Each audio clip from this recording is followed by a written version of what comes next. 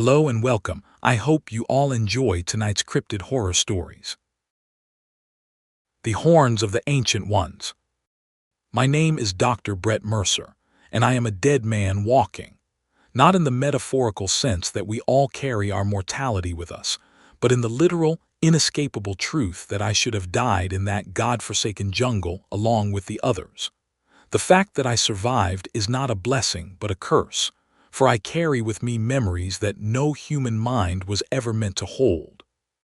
I have seen the faces of prehistoric nightmares given flesh, heard the screams of men and women torn apart by creatures that science insists perished millions of years ago. I have watched civilization itself crumble before the raw, unrelenting horror of the ancient world, and I have learned that there are places on this earth where humanity was never meant to tread. This is my confession, my warning, and my epitaph. Read it if you dare, but know that some knowledge comes with a price that can never be paid. It began with a map. I found it during what was supposed to be a routine archaeological survey in the Yucatan Peninsula, examining the ruins of a minor Aztec outpost that had been overlooked by the Spanish conquistadors. The structure had been partially reclaimed by the jungle, its stones covered in moss and the persistent vines that seemed determined to swallow every trace of human civilization. My team and I had been working there for 3 weeks, cataloging pottery shards and attempting to reconstruct the daily lives of the people who had called this place home 5 centuries ago.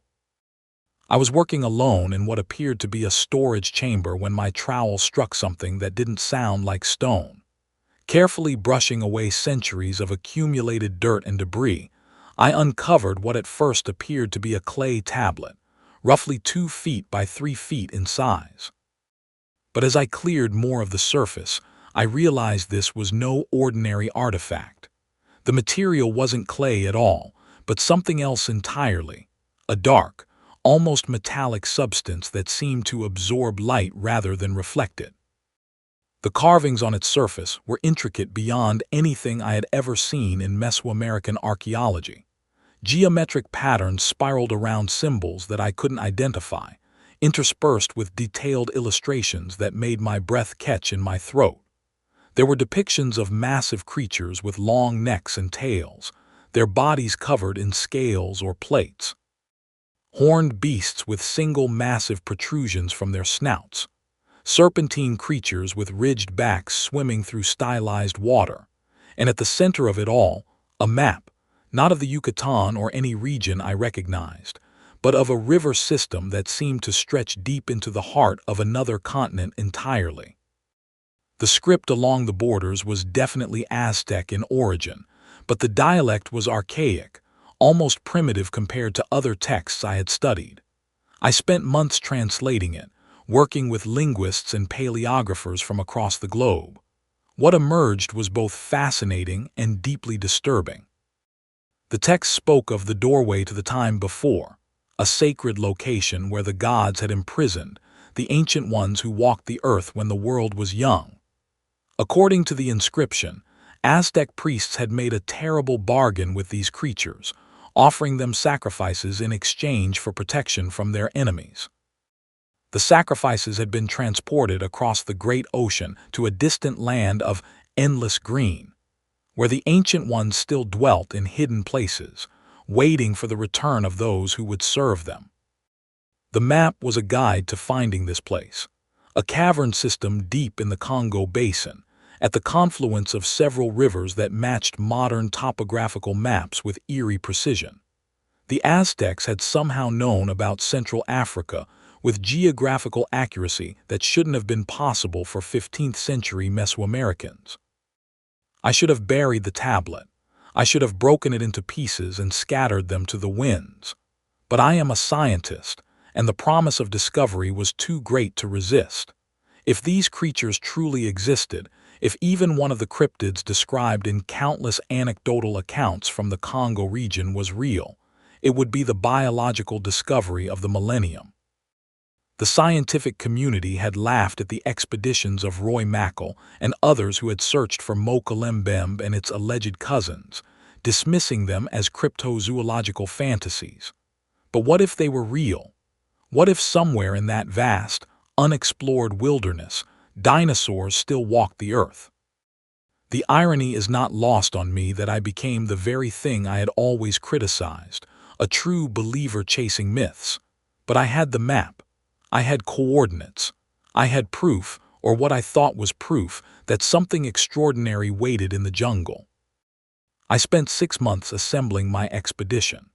Funding came from a private foundation that specialized in supporting fringe archaeological research, the kind of organization that funded searches for Atlantis and expeditions to find Noah's Ark. They were eager to sponsor a legitimate scientist in pursuit of something that would finally validate their worldview.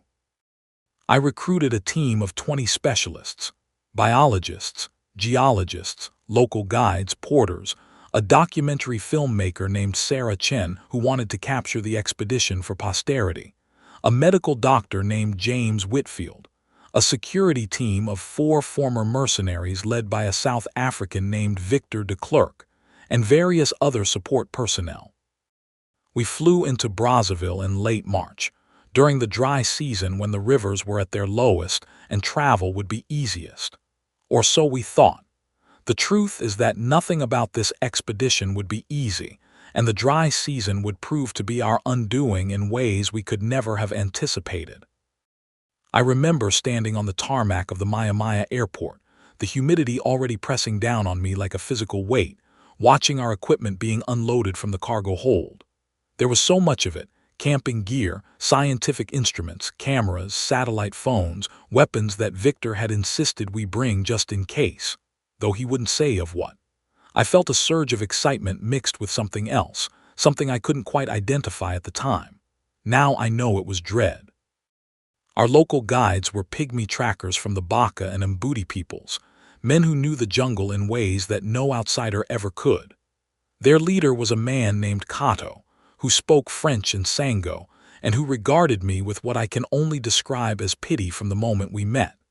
He looked at our equipment, at our Western confidence, at our certainty that we could navigate terrain that had swallowed armies, and he saw dead men walking.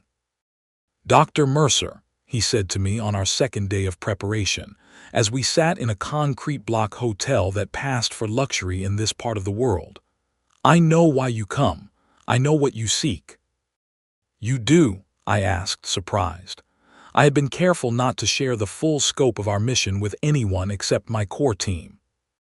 "The old people speak of it," Kato said, his dark eyes holding mine with an intensity that made me uncomfortable. "The place you look for, it has many names.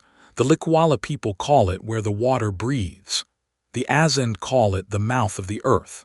My people have another name. We call it the place where men become meat." I laughed, trying to make light of his words. "That's colorful, but we're scientists, Mr. Kato. We're not looking for anything supernatural." "Everything in the jungle is supernatural to those who do not understand it," he replied, and there was no humor in his voice. "You seek the great lizards, the ones with the long necks, the ones with the horns, the ones with the plates on their backs. You think they are animals like the elephant or the crocodile. You think you can study them, photograph them, perhaps capture one to show the world." "Is that what you think we'll find?" I asked, suddenly interested despite myself. Kato was silent for a long moment, staring out the window at the chaotic street below where vendors sold dried fish and plantains and cheap Chinese electronics. "I think," he said finally, "that you will find death. I think the things that live in that place have been waiting a very long time for men like you to come. They are hungry, Dr. Mercer. They have always been hungry, and you are bringing them food." I should have listened. I should have packed up everything and gone home. But I had come too far, spent too much money, staked too much of my reputation on this expedition. I told myself that Kato was simply trying to frighten me into paying him more, or that he was repeating superstitions that had no basis in reality. I told myself that his people had lived in fear of the jungle for millennia, that their folklore was a product of ignorance and isolation. I was wrong about everything. We set out from Brazzaville on March 15th, traveling north by truck to the town of Aweso on the Sanga River. From there, we would proceed by boat into the Likwala swamps, following the waterways that the Aztec map indicated would lead us to the cavern entrance. The journey to Aweso took 3 days on roads that could barely be called roads, dirt tracks that turned to impassable mud with the first hint of rain. We passed through villages where children stared at our vehicles with blank expressions, where old women muttered in dialects I couldn't understand and made signs against evil as we passed. At Aweso, we hired additional boats and local porters, men who would travel with us as far as they dared before turning back. Kato had assembled his team of 6 trackers, all of them from his own village, and all of them armed with spears and machetes. Victor laughed at their primitive weapons, showing off his own arsenal of automatic rifles and grenades. Kato looked at the guns with the same expression he had given everything else, resignation mixed with sorrow. "Bullets will not help you where we are going," he said quietly. "We'll see about that," Victor replied, chambering a round in his AK-47 with a theatrical flourish. We pushed off from the Aweso docks at dawn on March 19th, 12 boats carrying our entire expedition plus supplies for what we estimated would be a 3-week journey into the swamp and back. The Sanga River was wide and brown, its waters carrying the sediment of half a continent. Crocodiles sunned themselves on sandbars, watching us pass with eyes that seemed to hold ancient wisdom. Herons and egrets rose in white clouds from the reeds that lined the banks. The air was thick with the sounds of birds and insects, a cacophony that would become our constant companion for the weeks ahead. For the first 3 days, everything went according to plan. We made good time, traveling up to 40 miles per day when the current was favorable. We camped on high ground when we could find it, sleeping in hammocks strung between trees to avoid the armies of ants and other insects that claimed the forest floor. We saw monkeys and parrots and the occasional python draped across branches. We saw signs of larger animals too, elephant dung, leopard tracks, the distinctive marks of forest buffalo. On the 4th day, we entered the Likwala swamp proper, and the world changed. The river narrowed, splitting into a labyrinth of channels that twisted and turned through vast expanses of floating vegetation. The trees grew thicker, their canopies meeting overhead to block out the sun, turning day into perpetual twilight. The air grew heavier, saturated with moisture that made breathing an effort. Every surface was covered in mold or mildew or some other form of fungal growth. The smell was indescribable, a mixture of rot and life, of decay and renewal, sweet and foul at the same time. Kato became increasingly agitated as we penetrated deeper into the swamp. He kept his eyes fixed on the water, scanning the surface with an intensity that I found disturbing. When I asked him what he was looking for, he would only shake his head and mutter in his own language. It was on the 6th day that we found the first evidence that we were not alone.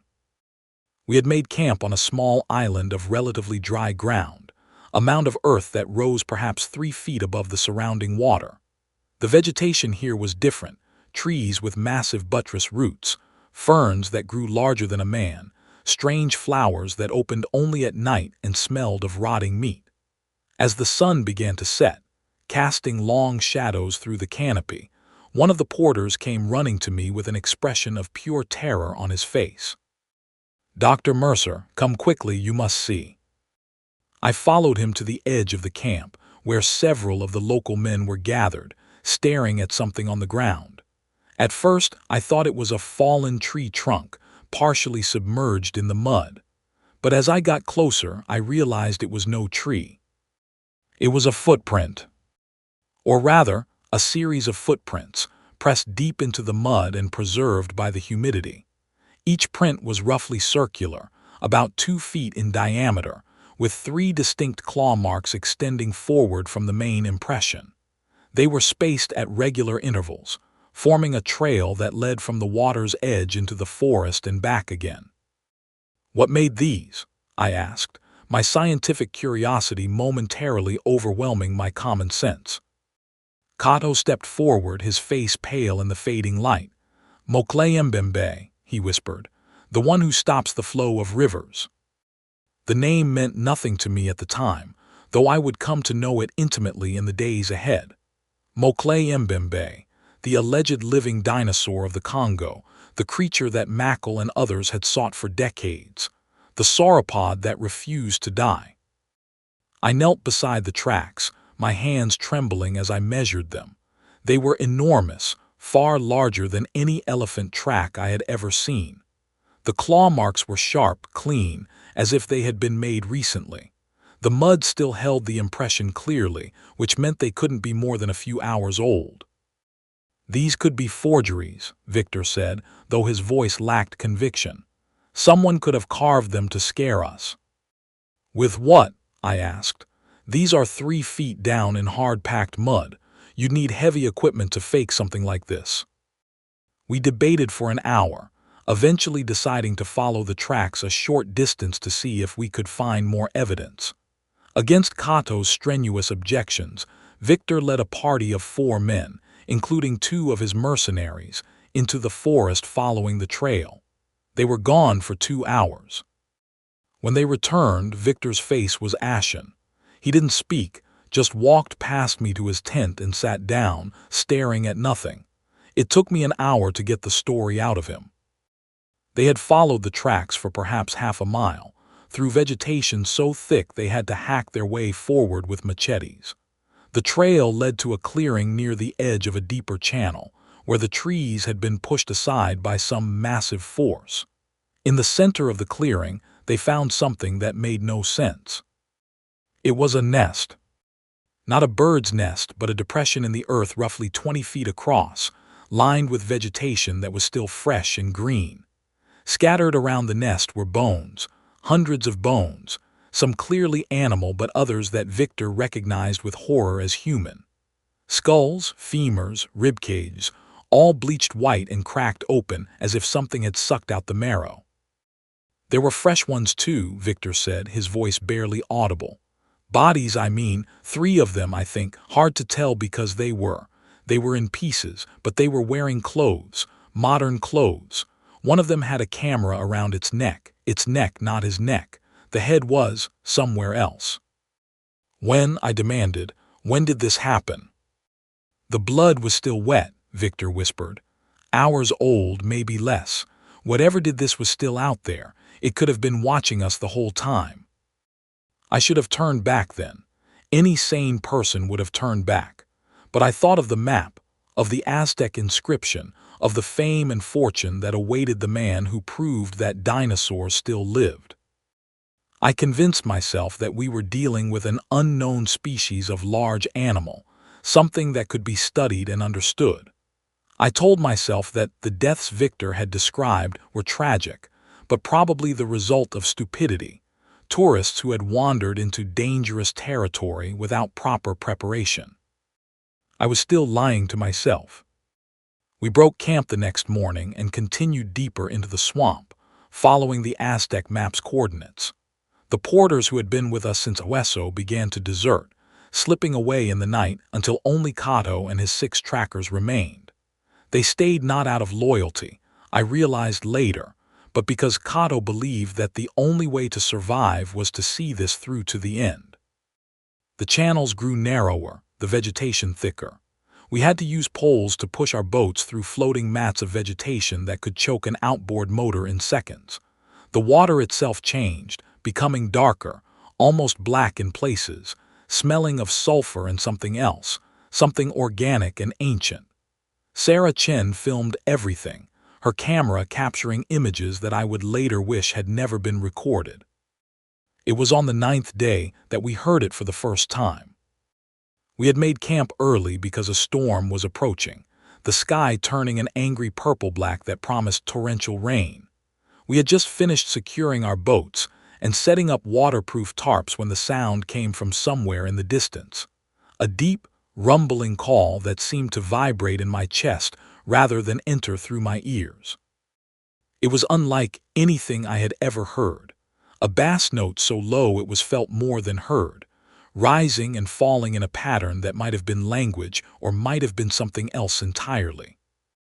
Everyone froze. Even the jungle seemed to go silent, the normal cacophony of insects and birds cutting off as if someone had pressed a mute button.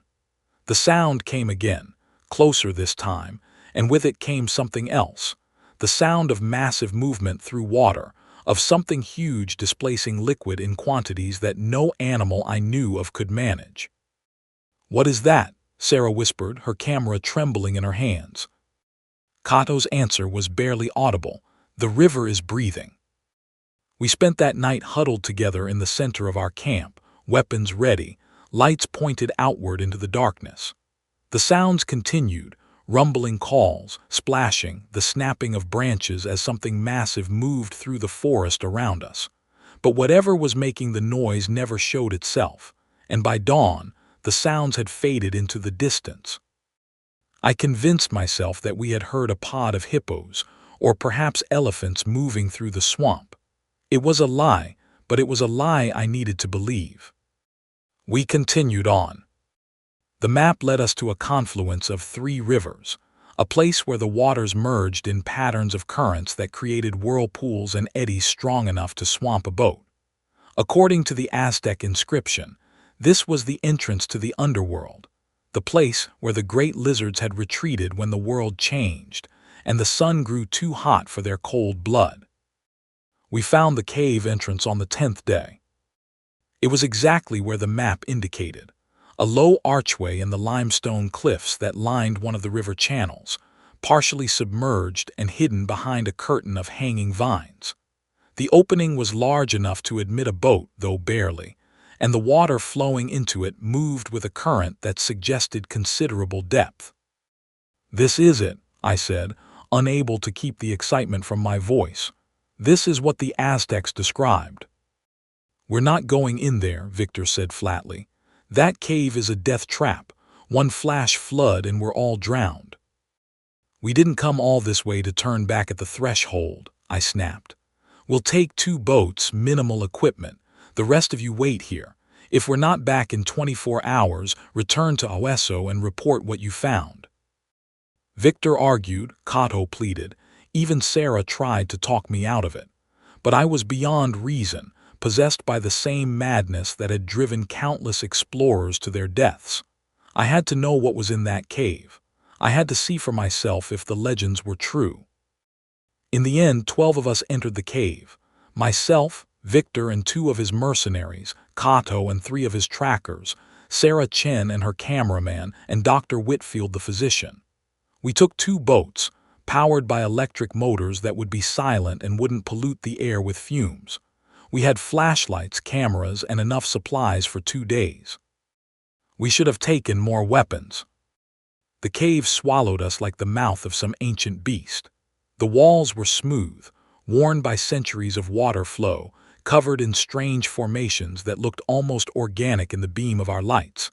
Stalactites hung like teeth from the ceiling, some of them massive columns that had been growing for millennia. The air was cooler here, and smelled of stone and water and something else, something that made the hair on my arms stand up. We traveled perhaps a mile into the cave system before the horror truly began. The passage opened into a massive chamber, larger than any cathedral, its ceiling lost in darkness beyond our lights. And in that chamber, we found the first evidence that we were not the first humans to enter this place, but we might be the last to leave it. Scattered across the floor of the chamber were bones, not the scattered remains of natural death, but organized piles, sorted by type. Skulls in one pile, long bones in another, vertebrae arranged in patterns that suggested deliberate placement. And among the bones, tools, stone tools, metal tools, modern tools. Cameras, backpacks, clothing in various stages of decay. The chamber was a charnel house, a repository of death that spanned centuries. "My God," Whitfield whispered, "what happened here?"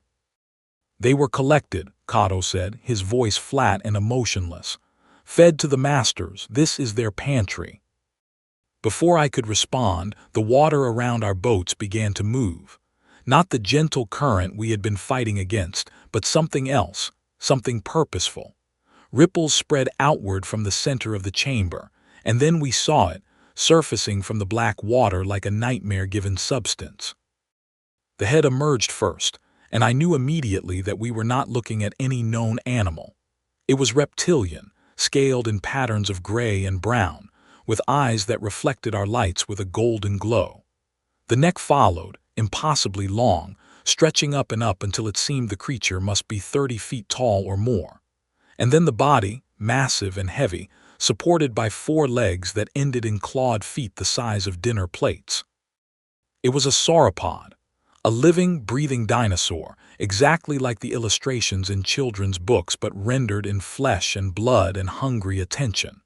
It opened its mouth, revealing rows of peg-like teeth, and made that sound again, the deep rumbling call that we had heard from our camp, but now so close it made my teeth ache. Mokle Mbembe, Kato breathed, and there was reverence in his voice, the reverence of a man witnessing his gods.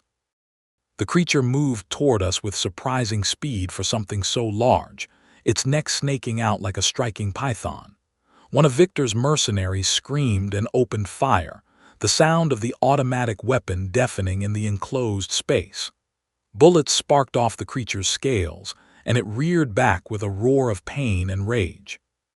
Then everything descended into chaos. The sauropod struck the water with its massive tail, creating a wave that capsized both boats.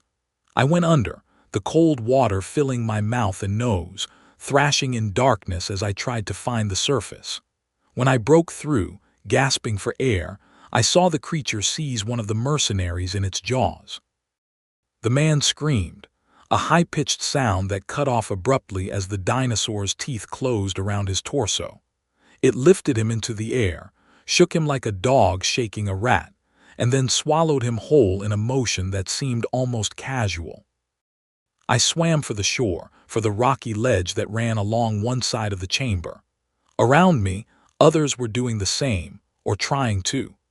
The water was full of thrashing bodies, screams, the sound of gunfire as Victor and his remaining man tried to fight back.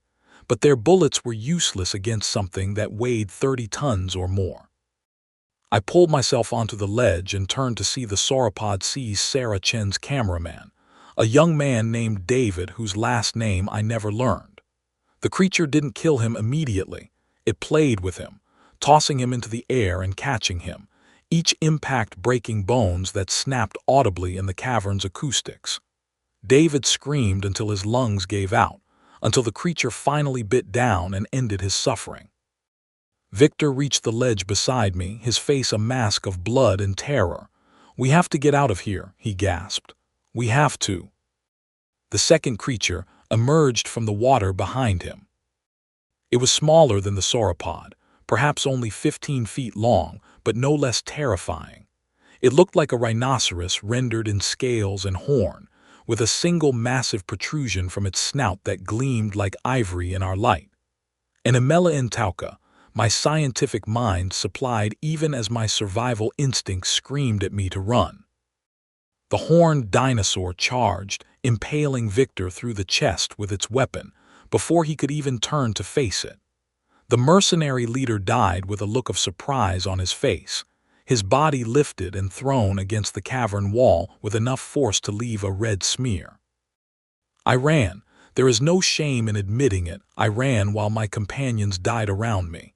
I ran along the ledge, following the wall of the chamber, searching for any passage that might lead to safety. Behind me, I heard more screams, more gunshots, the wet sounds of feeding. I didn't look back. I couldn't look back. The ledge led to a tunnel, narrow and low, forcing me to crawl on hands and knees. The sounds of massacre faded behind me, replaced by the pounding of my own heart and the rasp of my breathing. I crawled for what felt like hours, my knees bleeding, my hands torn by sharp rocks, until finally the tunnel opened into another chamber.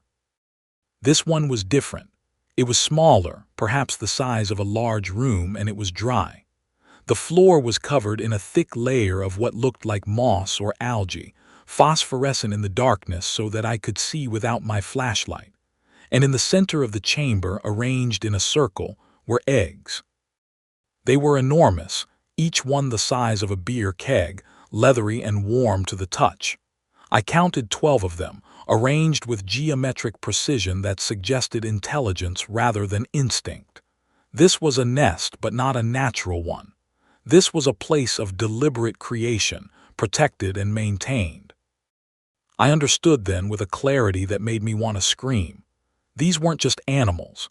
They were something else, something that had evolved intelligence along with their massive bodies.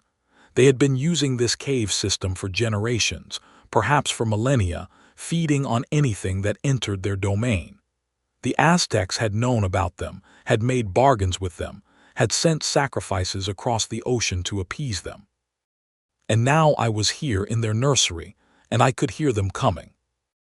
The tunnel behind me was filling with the sounds of movement, heavy bodies dragging themselves through narrow passages, claws scraping on stone. I looked around desperately for another exit and saw, high on the far wall, a shaft of light that indicated another tunnel, one that might lead to the surface. I climbed. There were handholds in the rock, worn by centuries of use, and I pulled myself upward with strength I didn't know I possessed. Behind me, the first creature entered the chamber, a third species this time, serpentine and low to the ground, with a ridged back and short legs that moved with terrifying speed. A ngumamonin, the snake lizard of the Congo, its body as thick as a man's waist and its eyes gleaming with predatory intelligence. It saw me and struck, its body uncoiling like a spring. I felt its jaws close around my ankle, felt teeth pierce flesh and grind against bone. I screamed, kicking with my other foot, feeling something give as my boot connected with the creature's eye. It released me with a hiss of pain, and I scrambled upward, leaving a trail of blood on the stone. I reached the tunnel and dragged myself into it, not daring to look back. The tunnel sloped upward and I crawled, dragged, clawed my way forward, certain that at any moment I would feel the creature's teeth again. But the tunnel was too narrow for the larger beasts, and the ngumamonin, though persistent, was wounded. I emerged into daylight, blinking and bleeding, in a part of the swamp I didn't recognize. The sun was setting, casting long shadows through the trees, and the sounds of the jungle were normal again. Birds, insects, the distant call of monkeys. For a moment, I allowed myself to hope that I had escaped, that the nightmare was over. Then I saw the fourth creature.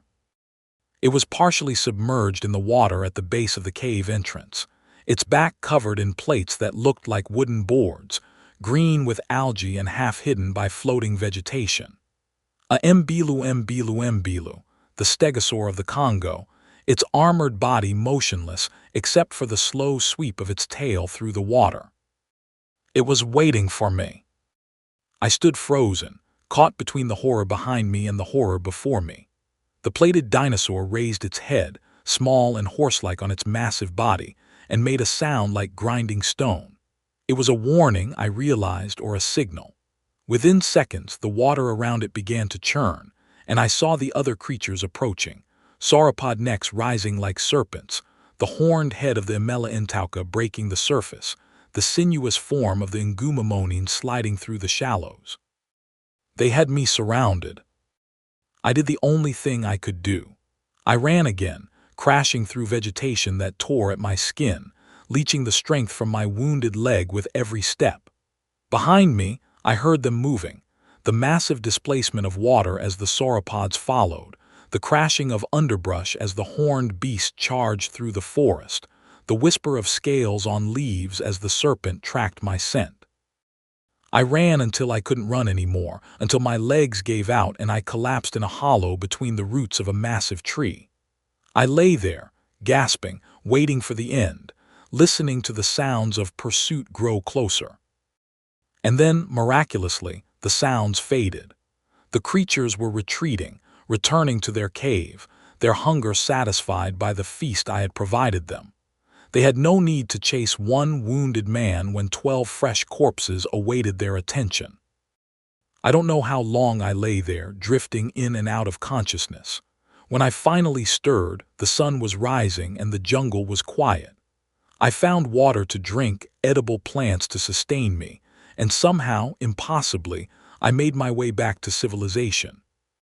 Kato found me 3 days later stumbling through a village on the edge of the swamp. He had escaped the cave by another route along with 2 of his trackers. The others, Victor, Sarah, Whitfield, the mercenaries, the rest of the expedition, were all dead. We never recovered their bodies. We never even tried. I returned to the United States a changed man. The foundation that had funded the expedition buried the story, paying me a substantial sum to keep silent about what I had seen. I took the money and disappeared, living under an assumed name in a place where no one would look for me. But I cannot stay silent any longer. The creatures are still there in that cave, waiting for the next group of fools to venture into their domain. They are ancient beyond measure, survivors of a world that should have ended millions of years ago, and they are hungry, always hungry.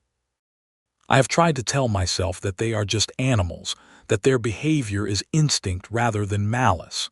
But I saw the way they hunted, the way they played with their prey, the intelligence in their eyes. They are not just animals. They are something older and darker, something that remembers when giants walked the earth and humans were nothing but scurrying rodents in the underbrush. The Aztecs knew. They made their bargains, sent their sacrifices, kept the ancient ones fed and content. But we have forgotten. We have convinced ourselves that we are the masters of this world, that our technology and our science have conquered nature. We are wrong.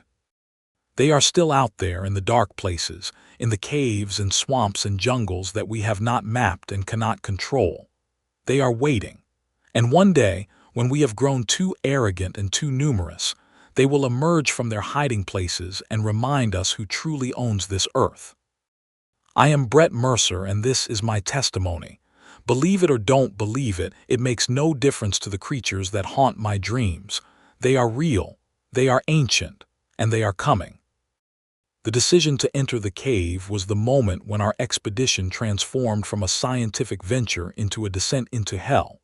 I have replayed that decision in my mind 1,000 times, examining every alternative, every choice that might have led to a different outcome. But the truth is that I was doomed from the moment I first touched that Aztec map. Some paths, once taken, cannot be abandoned. I want to describe what happened in the cave in detail, not because I enjoy reliving these horrors, but because the world must understand what awaits in those lightless depths.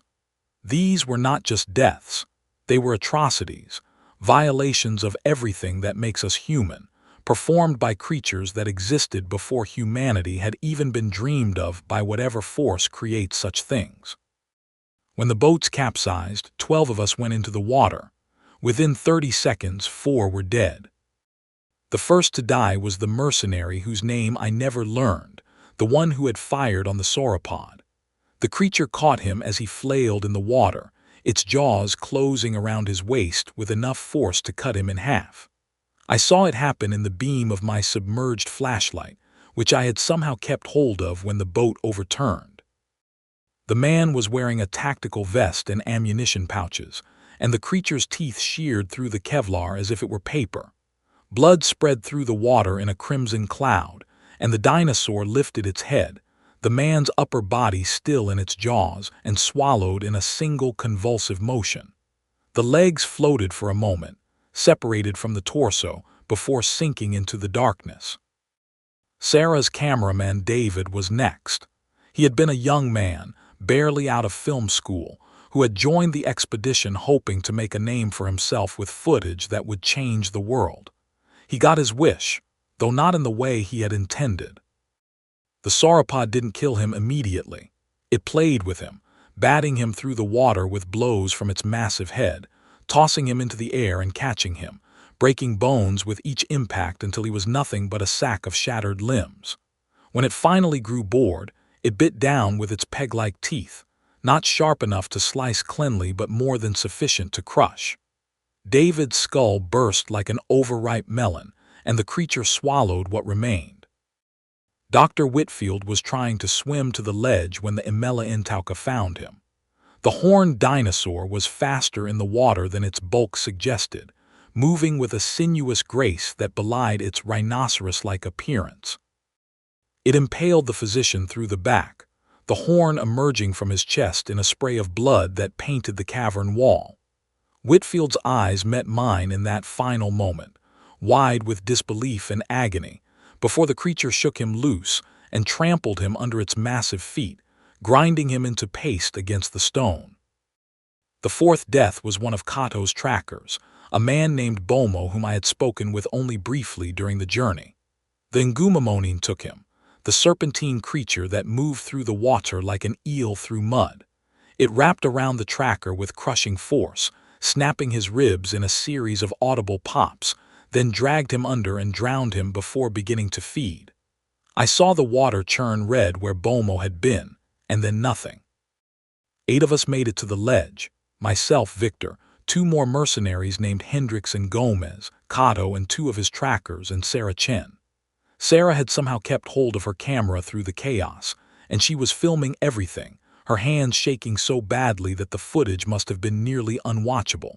In later days, I would wonder what happened to that camera, whether it was destroyed or lost, or if someone eventually found it and watched the recording of our massacre. The thought haunts me. "We need to move," Victor gasped, his face pale with shock and blood loss from a gash on his forehead. "We need to find another way out." "There is no other way," Kato said quietly. "This is their home. They know every passage, every tunnel. We are rats in their maze." "Then we fight," Hendricks said, raising his rifle. "We've got enough firepower to." His words were cut off by a sound from the water below, the sauropod's rumbling call, answered by others. Not just one voice, but many, a chorus of prehistoric thunder that vibrated in my chest and made my teeth ache. "How many are there?" Gomez whispered. "More than enough," Kato replied. We began to move along the ledge, searching for any passage that might lead upward toward the surface. The chamber was vast, our lights barely penetrating the darkness, but we could hear the creatures moving in the water below, their massive bodies displacing liquid in tsunami-level quantities. Occasionally one would surface, a long neck rising like a serpent from the depths, golden eyes reflecting our lights with an intelligence that was unmistakable. They were hurting us. I realize that now, though I didn't understand it at the time. They could have taken us at any moment, swamped the ledge with their bulk, plucked us from safety like fruit from a tree. But they didn't. They were driving us deeper into the cave system, towards something that awaited in the darkness ahead. "Look," Sarah said, her voice hollow. She pointed her camera toward the far end of the chamber, where our lights revealed a tunnel opening. It was the tunnel I would eventually crawl through to escape, the one that led to the surface.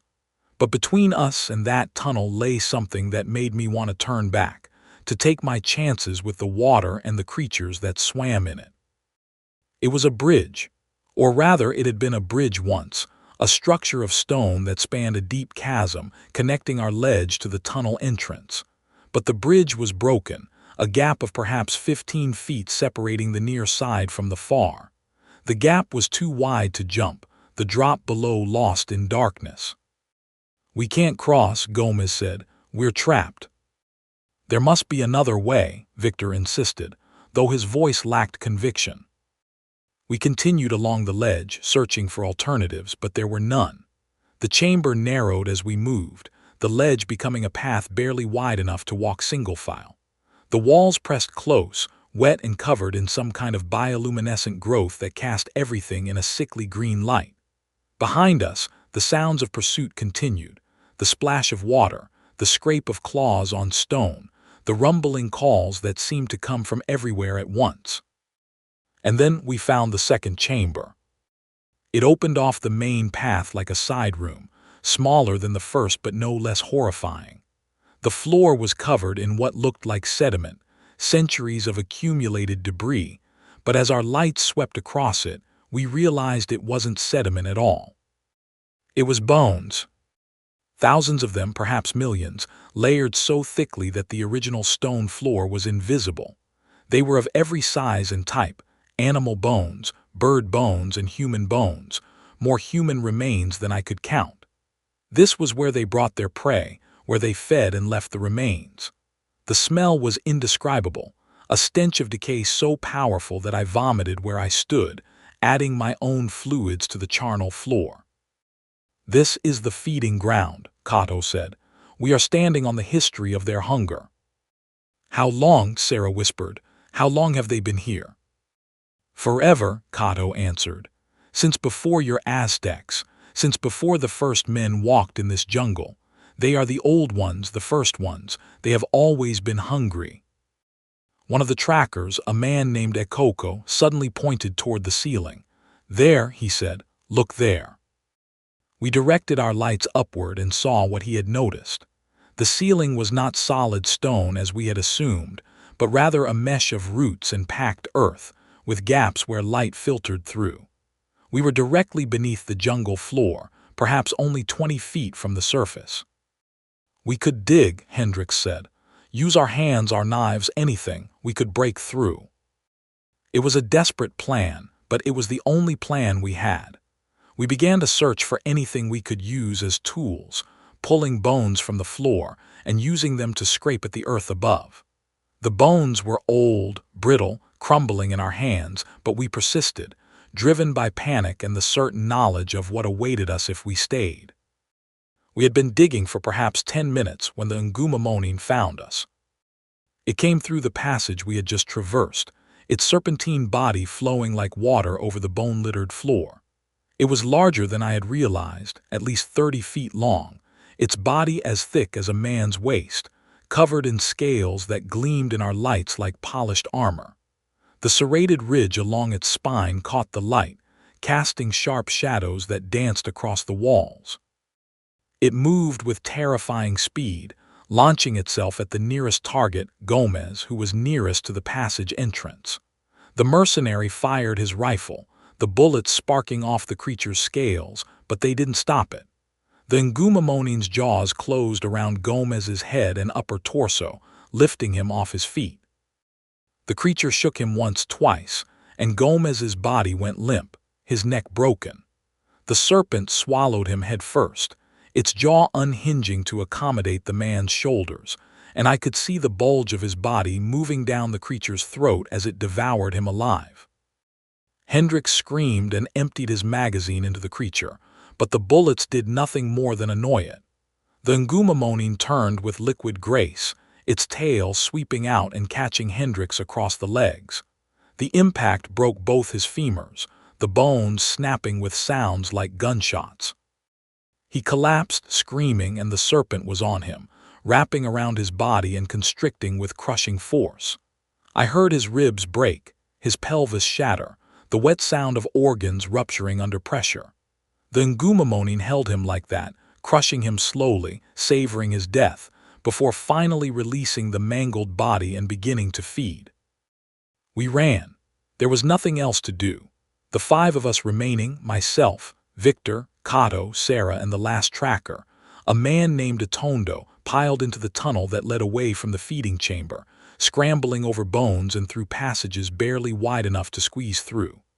Behind us, the Ngumamonin followed, its body filling the tunnel, its scales scraping against the stone with sounds like fingernails on a chalkboard. The tunnel branched, and we took the left path without discussion, crawling now on hands and knees through a passage that grew narrower with every foot. The serpent couldn't follow here. Its body was too large, but it waited at the junction, patient as only a predator can be, knowing that we would have to come back eventually or die in the dark. We emerged into a third chamber, this one different from the others. It was dry, for one thing, the stone floor worn smooth by centuries of use, and it was occupied by eggs. There were dozens of them, arranged in careful patterns across the floor, each one the size of a large water cooler. They were leathery, not hard-shelled like bird eggs, and they pulsed with warmth and movement. We could see shadows moving inside them, embryos developing, growing, preparing to enter the world. "My God," Victor whispered, "they're breeding." "This is why they keep this place secret," I said, understanding finally dawning. "This is their nursery. If the outside world knew, if hunters came, if scientists—" If anyone found out, they'd be hunted to extinction, Sarah finished, her camera still recording. They've survived for 65 million years by hiding, by killing anyone who discovered them. We have to destroy the eggs, Victor said suddenly. If we can't escape, at least we can take their future with us. Are you insane? I hissed. That would bring every creature in this cave down on us.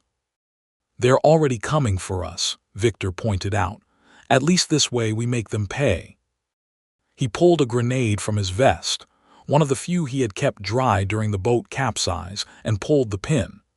Get back, he said, and threw the grenade into the center of the egg cluster. The explosion was deafening in the enclosed space, shock waves that I felt in my teeth and my bones. When the dust cleared, the center of the chamber was a crater of destruction, eggs shattered and oozing, embryonic creatures that would never draw breath twitching in the wreckage. The smell was nauseating, blood and amniotic fluid and something else, something chemical that made my eyes water. And then the screaming started. Not from us, from the cave itself. From everywhere around us, above and below, the creatures voiced their rage and grief in calls that vibrated through the stone. It was a sound of pure fury, of vengeance promised, of ancient wrath unleashed. Run, Kato said, and for the first time he sounded afraid. Run now. We ran. The tunnel on the far side of the nursery chamber led upward, sloping at an angle that allowed us to move faster than before. We ran until our lungs burned, until our legs shook with exhaustion, until we thought we might collapse from the effort. And still the sounds pursued us, the calls of the creatures, the scraping of claws on stone, the thunder of massive bodies moving through passages that should have been too small for them. We emerged into a fourth chamber, and this time, we found ourselves facing the Mbilu. It was waiting for us, its plated back blocking the exit tunnel, its small head raised on a neck that seemed comically short compared to its massive body. It looked like a stegosaur from the books, exactly like the illustrations, except for the intelligence in its eyes. It knew we were coming. It had been sent to stop us. Victor raised his rifle, but I grabbed his arm. No, I said, look at it. The creature was injured. Its plates were cracked in several places, and one of its hind legs was bent at an unnatural angle. It was old, ancient even by the standards of its kind, and it was dying. But it had been sent to do one last thing, and it was determined to complete its task. It's a sentry, I realized. The young ones are behind it. Then we go through it, Victor said, and shook off my grip. He fired. The bullet struck the old dinosaur's head and neck, tearing through flesh that had grown thin with age. It bellowed in pain, a sound like a steam whistle, and charged. It was faster than it looked. The Mbilu covered the distance between us in seconds, its spiked tail swinging in an arc that caught a Tondo full in the chest. The spikes pierced his body, 6 of them punching through his torso, and he was lifted into the air, impaled, his blood running down the creature's tail in streams. The dinosaur shook him off, sending his body flying to crash against the wall, and turned on Victor. Victor emptied his magazine into the creature's face, but it kept coming. It lowered its head and rammed him, the bony plates on its skull crushing his ribcage with a sound like breaking branches. Victor flew backward, smashing against the stone, and slid down to sit with his back against the wall, his chest caved in, his eyes wide with shock. He tried to speak, blood bubbling from his lips, and then he was still. The Mbilu turned toward us, the 3 survivors, myself, Kato, and Sarah. It was dying. We could see that now, blood pouring from the bullet wounds in its head, but it had enough strength for one more attack. It gathered itself, preparing to charge, and then collapsed. The sound it made as it died was almost human. A sigh, a release, and then nothing but the rasp of our breathing and the distant sounds of pursuit. This way, Kato said, pointing to the tunnel the old creature had been guarding. It leads up. I can feel the air moving. We climbed over the dinosaur's body, still warm, still twitching with residual nervous impulses, and entered the tunnel. It was narrow, too narrow for the larger creatures to follow, and it sloped steeply upward. We crawled, climbed, dragged ourselves forward, driven by the sounds of rage and grief echoing through the cave system behind us. We emerged into a fifth chamber, and here, finally, we found our salvation. The ceiling had collapsed at some point in the distant past, leaving an opening to the surface. We could see stars through the gap, could feel the cool night air on our faces. It was perhaps 15 feet up, a difficult climb but not impossible. "Go," Kato said to Sarah, "you first." Sarah climbed, finding handholds in the rock, pulling herself upward with desperate strength. She was almost to the top when the Ngumamonin found us again. It came through the tunnel we had just exited, faster than before, driven by fury at the destruction of the nursery. It didn't hesitate, it struck, its body uncoiling like a spring and caught Kato's ankle. The tracker screamed, losing his grip on the wall, and fell back into the chamber. "Kato," I shouted. "Go," he yelled back. "Save yourself. This is my home, my jungle. I know how to die here." He drew his machete, the only weapon he had left, and attacked the serpent. It was a brave gesture, futile but noble, and it bought me the seconds I needed. I climbed, not looking back, not wanting to see what happened below. I heard Kato's screams as the Ngumamonin took him. The sound went on for what seemed like forever, wet tearing sounds mixed with human agony, and then silence. I pulled myself through the gap and collapsed on the jungle floor, gasping, bleeding, alive by sheer accident of fate. Sarah was there, waiting for me. She had waited against all reason for me to emerge. We were the only ones left. "Kato?" she asked, though she knew the answer. "Dead," I gasped. "They're all dead." We lay there in the mud and leaf litter, listening to the sounds of the cave below. The creatures were still screaming, still hunting, but they couldn't reach us. The opening was too small for their massive bodies. We had escaped, if escape was the right word for what we had done. It was dawn before we could move. We had no supplies, no weapons, no idea where we were, but we had our legs and our will to survive, and somehow we made our way through the swamp. We followed the sound of running water, found a stream, followed it to a river, followed the river to a village. Kato's people, it turned out, though we didn't know it at the time. They took us in, fed us, treated our wounds, and eventually helped us get back to civilization. Sarah and I parted ways in Brazzaville. She had the footage from her camera, hours of recording that showed everything. The creatures, the deaths, the horror. I don't know what she did with it. We never spoke again after that day. I went my way, she went hers, and the secret we shared bound us together and drove us apart simultaneously. I heard later that she died 6 months after our return. Suicide, the authorities said. She couldn't live with what she had seen. I understand that. I understand it better than I want to. I am the only one left. The sole survivor of an expedition that should never have happened, the bearer of knowledge that should never have been uncovered. And I am writing this now because I am dying. The wounds I sustained in the cave have never healed properly, infected by bacteria that modern medicine cannot identify, much less treat. My body is failing, and before I go, I need to tell the truth. The creatures are real. They are ancient, intelligent, and hungry. They have survived in the caves of the Congo for millions of years, breeding, hunting, waiting. And they are not the only ones. There are other places in the world, other dark corners where the ancient ones still dwell, still feed, still remember when they ruled the earth. The Aztecs knew. Other civilizations knew. They made their bargains, sent their sacrifices, kept the old ones satisfied. But we have forgotten. We have grown arrogant, convinced of our superiority, blind to the dangers that lurk in the shadows. They are still there. They are still hungry. And someday, when we have taken too much and given too little, they will emerge from their hiding places and reclaim what was once theirs. Do not look for them. Do not seek them out. If you find yourself in the Congo, stay away from the caves, from the deep places where the water breathes and the earth remembers. I am Brett Mercer, and this is my final testament. May God forgive me for what I have unleashed. May humanity forgive itself for what it has forgotten. The Ancient Ones are waiting, and they are patient. They have all the time in the world. I have spent the 3 years since the expedition trying to understand what we encountered in that cave. I have consulted paleontologists, herpetologists, experts in prehistoric life and cryptozoology. I have studied the accounts of Roy Mackal and his expeditions, comparing his descriptions to what I witnessed.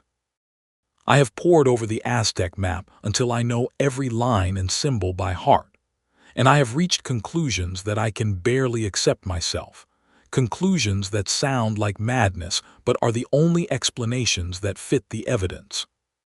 We did not encounter 4 separate species in that cave. We encountered one species, or rather, one family of species, that has evolved in ways that defy everything we know about evolutionary biology. Think about what we saw: a sauropod with a long neck, a horned dinosaur like a ceratopsian, a plated dinosaur like a stegosaur, and a serpentine creature with a ridged back. 4 distinct body plans, 4 distinct ecologies, and yet they lived together, cooperated together, hunted together. They protected their young communally, responded to threats as a group, and displayed intelligence that no reptile should possess. I believe they are the descendants of a single ancestral species, one that survived the KPG extinction event 65 million years ago not by chance, but by adaptation. They found these caves, or created them through centuries of excavation, and retreated into the depths. Over millions of years, they diverged, adapted, specialized. The sauropods grew large to reach vegetation in flooded chambers. The horned ones became defensive specialists, protecting the entrances to their territory. The plated ones became sentries, guardians of the young.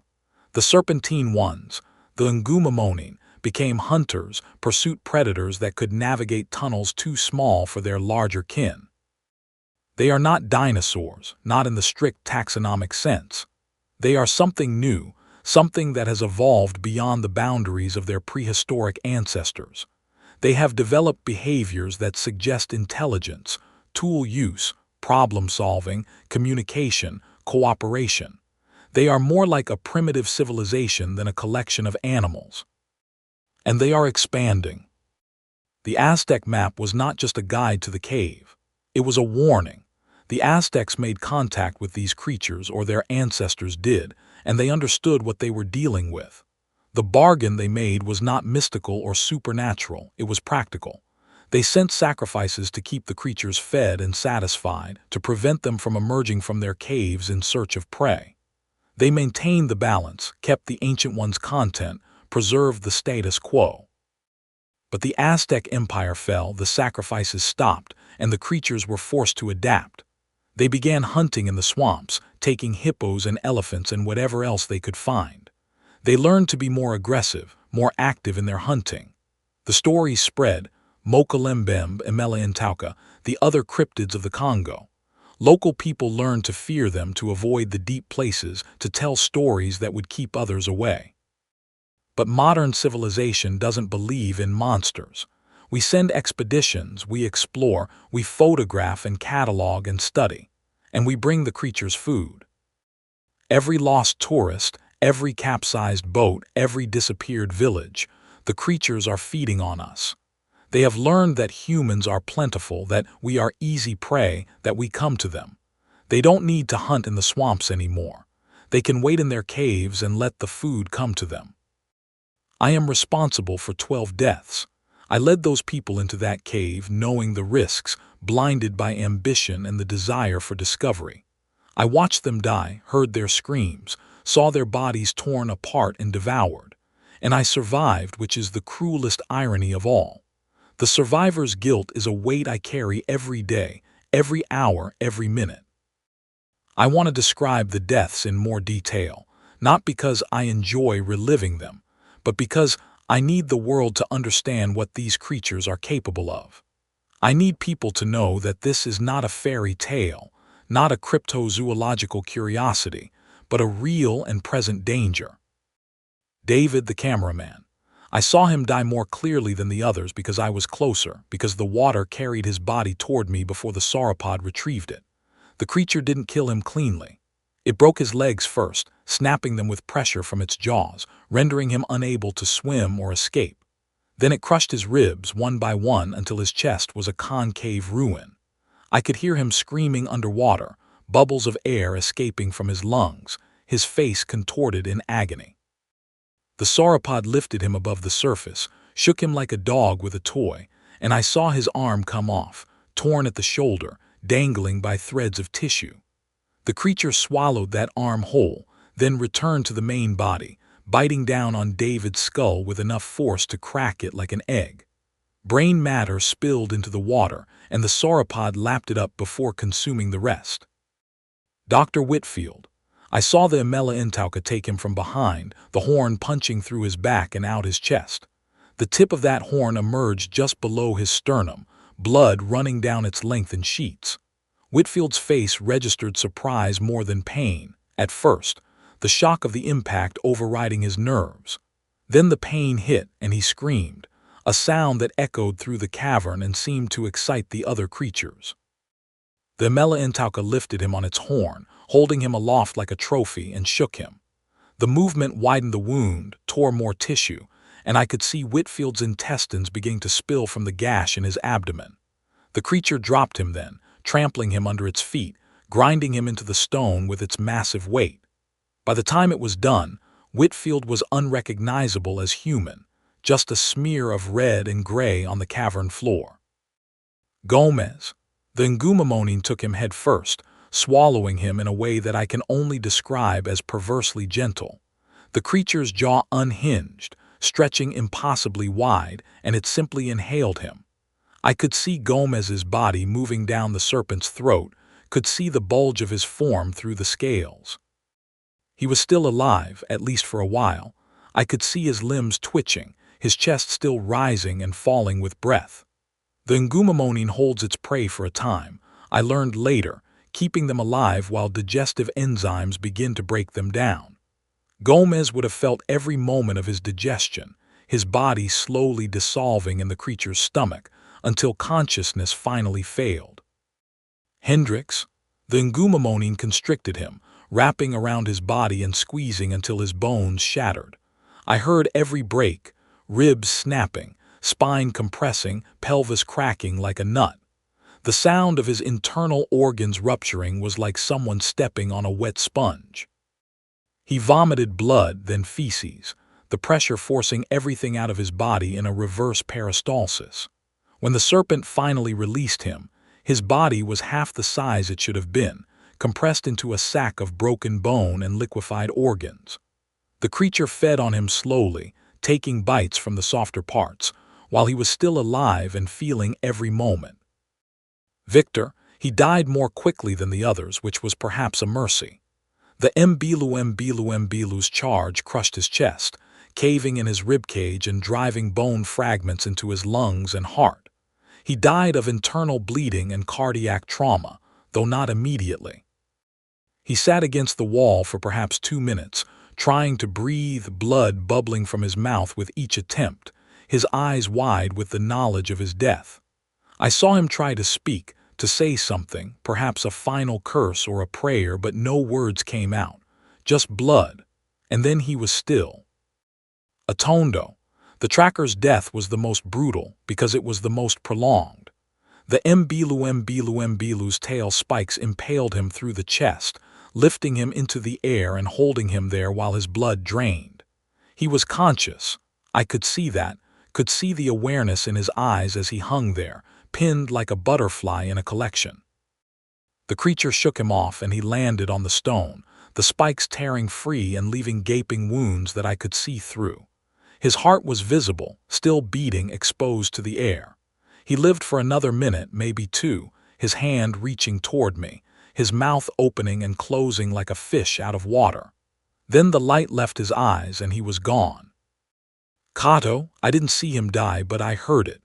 The Ngumamonin took him, and the sounds that came from that chamber will haunt me until I die.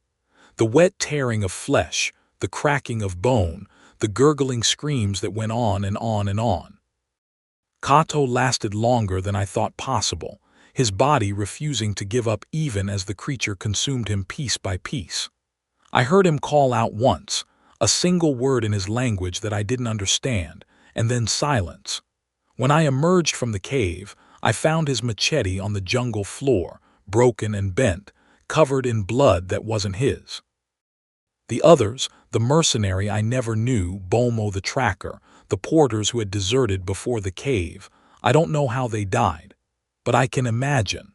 The creatures are efficient hunters, experienced killers who have been feeding on human flesh for generations. They know how to keep prey alive, how to maximize the sustenance, how to enjoy the hunt. And that is perhaps the most disturbing realization of all. They enjoy it. They aren't just feeding. They're playing.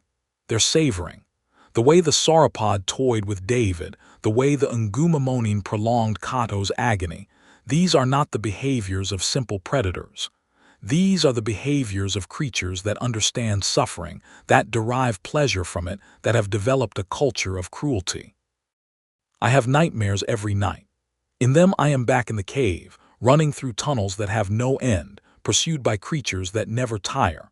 I hear the screams of my companions over and over until I wake up screaming myself. I see the faces of the dead, Victor's surprise, Whitfield's disbelief, Kato's acceptance. I see them in my waking hours too, in the faces of strangers on the street, in the shadows of my apartment, in the darkness behind my eyelids. I am writing this from a hospital bed. The infection from my wounds has spread, resistant to every antibiotic they can throw at it. The doctors don't know what it is. They talk about unknown bacterial strains and aggressive fungal infections, but they don't understand. The creatures carry something in their saliva, some ancient pathogen that has evolved alongside them that no human immune system can fight. I am dying, slowly and painfully, and I deserve it. But before I go, I need to warn the world. The creatures are still there. They are still hunting, and they are growing bolder. In the months since the expedition, there have been reports, tourists disappearing in the Likwala region, boats found empty, floating in the swamps, villages evacuated after animal attacks that the government refuses to explain. The creatures are emerging from their caves, expanding their territory, testing the boundaries that have constrained them for millennia. They are adapting to a world that has forgotten them. They are learning new behaviors, new strategies, new ways to hunt the prey that has grown so numerous and so complacent. They have seen our weakness, our arrogance, our blindness to the dangers that surround us, and they are preparing. I don't know what their endgame is. I don't know if they plan to emerge fully from their caves, to reclaim the surface world that was once theirs. I don't know if they have the numbers to sustain a war against humanity, or if they will be content to continue as they have, taking the occasional sacrifice, maintaining their secret existence. What I do know is that they are intelligent, they communicate, they plan, they remember, and they hate us. That is the final truth I must impart. The creatures don't just hunt us because we are prey. They hunt us because they remember. They remember when they ruled this world, when they were the dominant life forms, when mammals were nothing but scurrying rodents in the underbrush. They remember the asteroid that took their world away, the catastrophe that drove them into the dark. And they blame us, or what we represent, the mammals, the upstarts, the inheritors of their stolen kingdom. Every human they kill is revenge. Every human they devour is a small restoration of their lost glory. They cannot reclaim the surface, not yet, perhaps not ever, but they can punish us. They can remind us that we are not the masters of this world, that our dominance is temporary and fragile, that there are older powers waiting in the shadows. Do not go to the Congo. Do not search for Mokalembembe, for Emela Intauka, for any of the cryptids that haunt the swamps. Do not follow maps that lead to caves. Do not listen to stories about the place where the water breathes. Stay away from the deep places, the dark places, the places where the earth remembers. I am Brett Mercer, and I am the only one who survived. I carry the guilt of 12 deaths on my soul, and I will carry it into whatever afterlife awaits. I hope that Kato and the others have found peace. I hope that Victor and his mercenaries rest easy. I hope that Sarah has found the oblivion she sought. I am ready to die now. The infection has reached my heart, my lungs, my brain. I can feel myself failing, can feel the darkness closing in. I welcome it. I have earned it. But to whoever finds this manuscript, to whoever reads these words after I am gone, I beg you, believe. Believe that monsters are real. Believe that they are waiting. Believe that they are coming. The ancient ones are patient. They have waited 65 million years. They can wait a little longer. Before I end this account, I must explain how I came to understand the true nature of the Aztec connection to these creatures. In the months following the expedition, as I lay in hospital beds and then in my self-imposed exile, I devoted myself to studying the map and the inscriptions with a feverish intensity that bordered on obsession.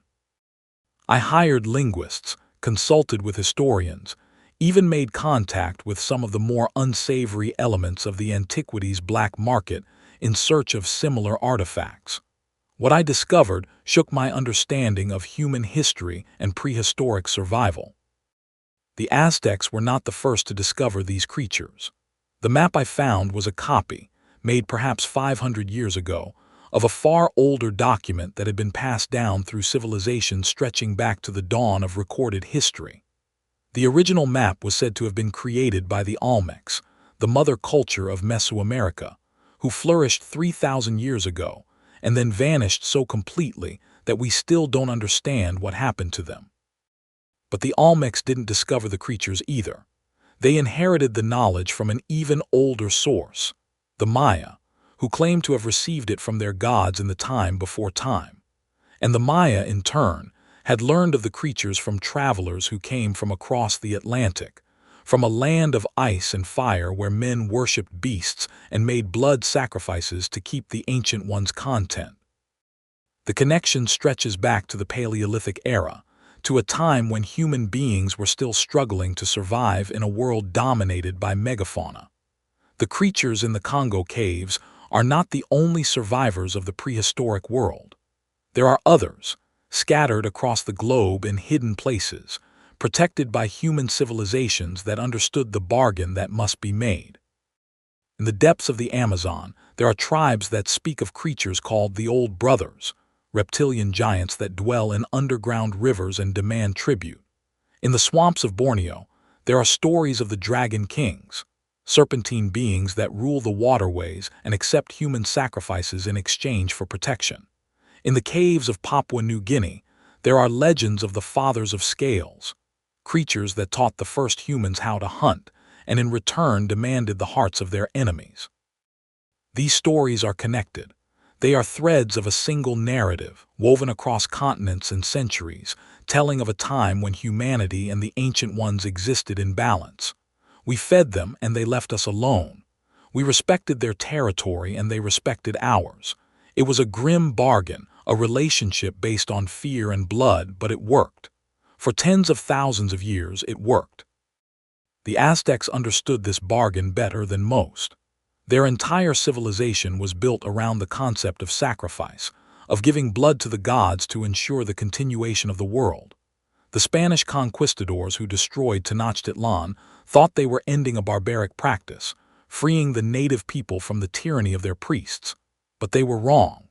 They were breaking a chain of obligation that stretched back to the Ice Age, severing a connection that had kept the Ancient Ones contained. When the sacrifices stopped, the creatures became hungry.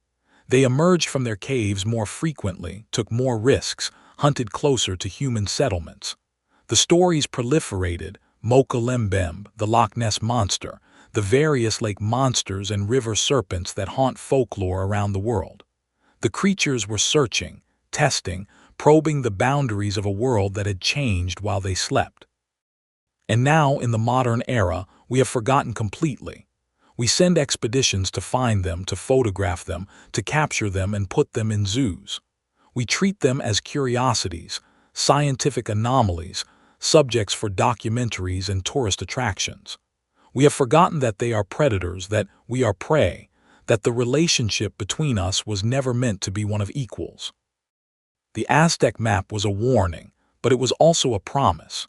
The inscription spoke of the time of return, when the Ancient Ones would emerge from their caves and reclaim the surface world. The Aztecs believed this would happen when the stars aligned in a particular pattern, when the great cycles of the calendar completed themselves and a new age began. They prepared for it, built their civilization to withstand the return, made their sacrifices to ensure that they would be spared. But the stars aligned in 2012, according to the Aztec calendar, and nothing happened. The Ancient Ones did not emerge. The world did not end. And we laughed at the superstition, the foolishness of believing in doomsday prophecies. We were wrong. The Ancient Ones did emerge, or at least they tried. In 2012, there was an unprecedented spike in sightings of lake monsters, sea serpents, and other cryptids around the world. The creatures were testing the waters, literally and figuratively, trying to determine if the time was right for their return. But they found a world that was too dangerous for them. Human technology, human weapons, human population density. The surface had become a killing ground where even the mightiest prehistoric beast would be no match for our guns and our bombs. So they retreated. They went back to their caves, back to their rivers, back to their hidden places. They adapted, evolved, developed new strategies. They learned from their failed emergence, studied our weaknesses, prepared for the next opportunity. And they are patient. They have waited 65 million years. Another few centuries means nothing to them. I have seen photographs, taken by satellites, that show thermal anomalies in the Congo basin that don't correspond to any known geological activity. I have read reports from oil companies and mining operations about anomalous animal activity in the deep jungle. I have heard whispers from intelligence agencies about biological threats in the region that are classified at the highest levels. The powers that be know about these creatures. They have known for decades. They are covering it up, suppressing the truth, because they understand what would happen if the public learned that monsters are real. Panic, chaos, the collapse of civilization as we know it.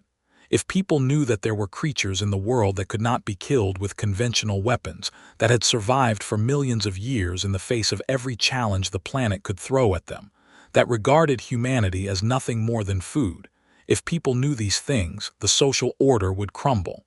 People would stop going to work. Governments would fall. The economy would collapse. It would be the end of the world as we know it. So they lie. They suppress the reports, discredit the witnesses, destroy the evidence. Anyone who gets too close to the truth is silenced one way or another. Accidents happen. Suicides occur. People disappear. I should be dead. The foundation that funded my expedition tried to have me killed. I am certain of it. There were 3 attempts on my life in the first year after my return. A car accident that wasn't an accident. A robbery that wasn't a robbery. A fire in my apartment that started in 3 places simultaneously.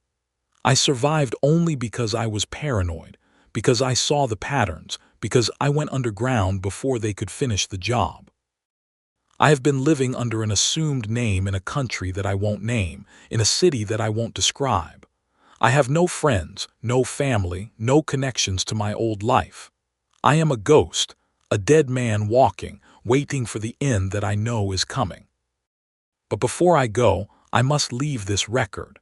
I must tell the truth about what we found in that cave, about the creatures that still dwell there, about the danger that awaits anyone who ventures into those depths.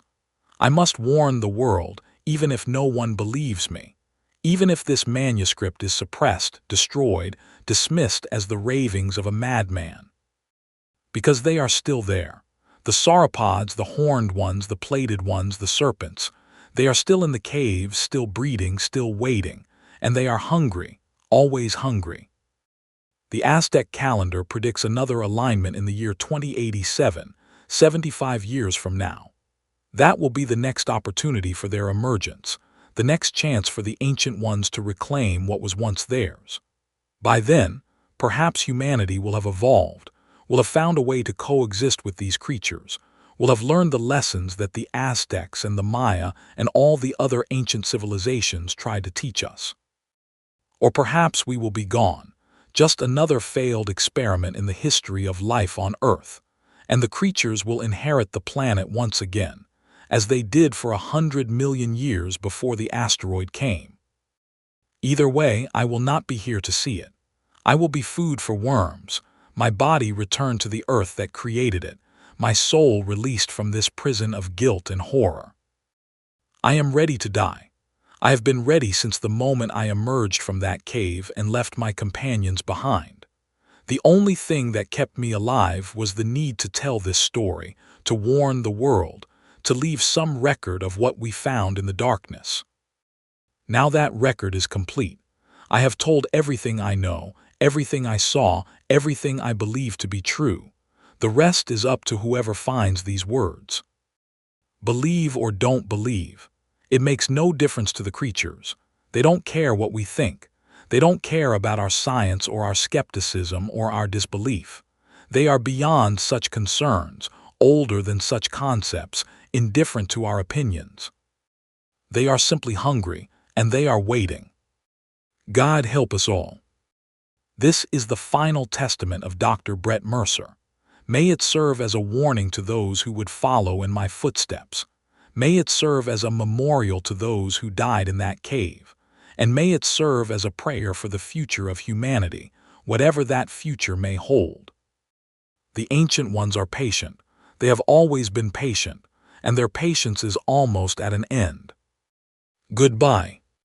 I want to add one final detail, something I have held back until now because it is the most disturbing thing I have ever seen, the image that haunts my dreams more than any other. It happened in the moments before I escaped the cave, as I was climbing the tunnel toward the surface. I looked back, against my better judgment, and I saw something that I will never forget. The creatures were feeding, not just consuming, not just eating, but celebrating. The sauropod had lifted one of the bodies.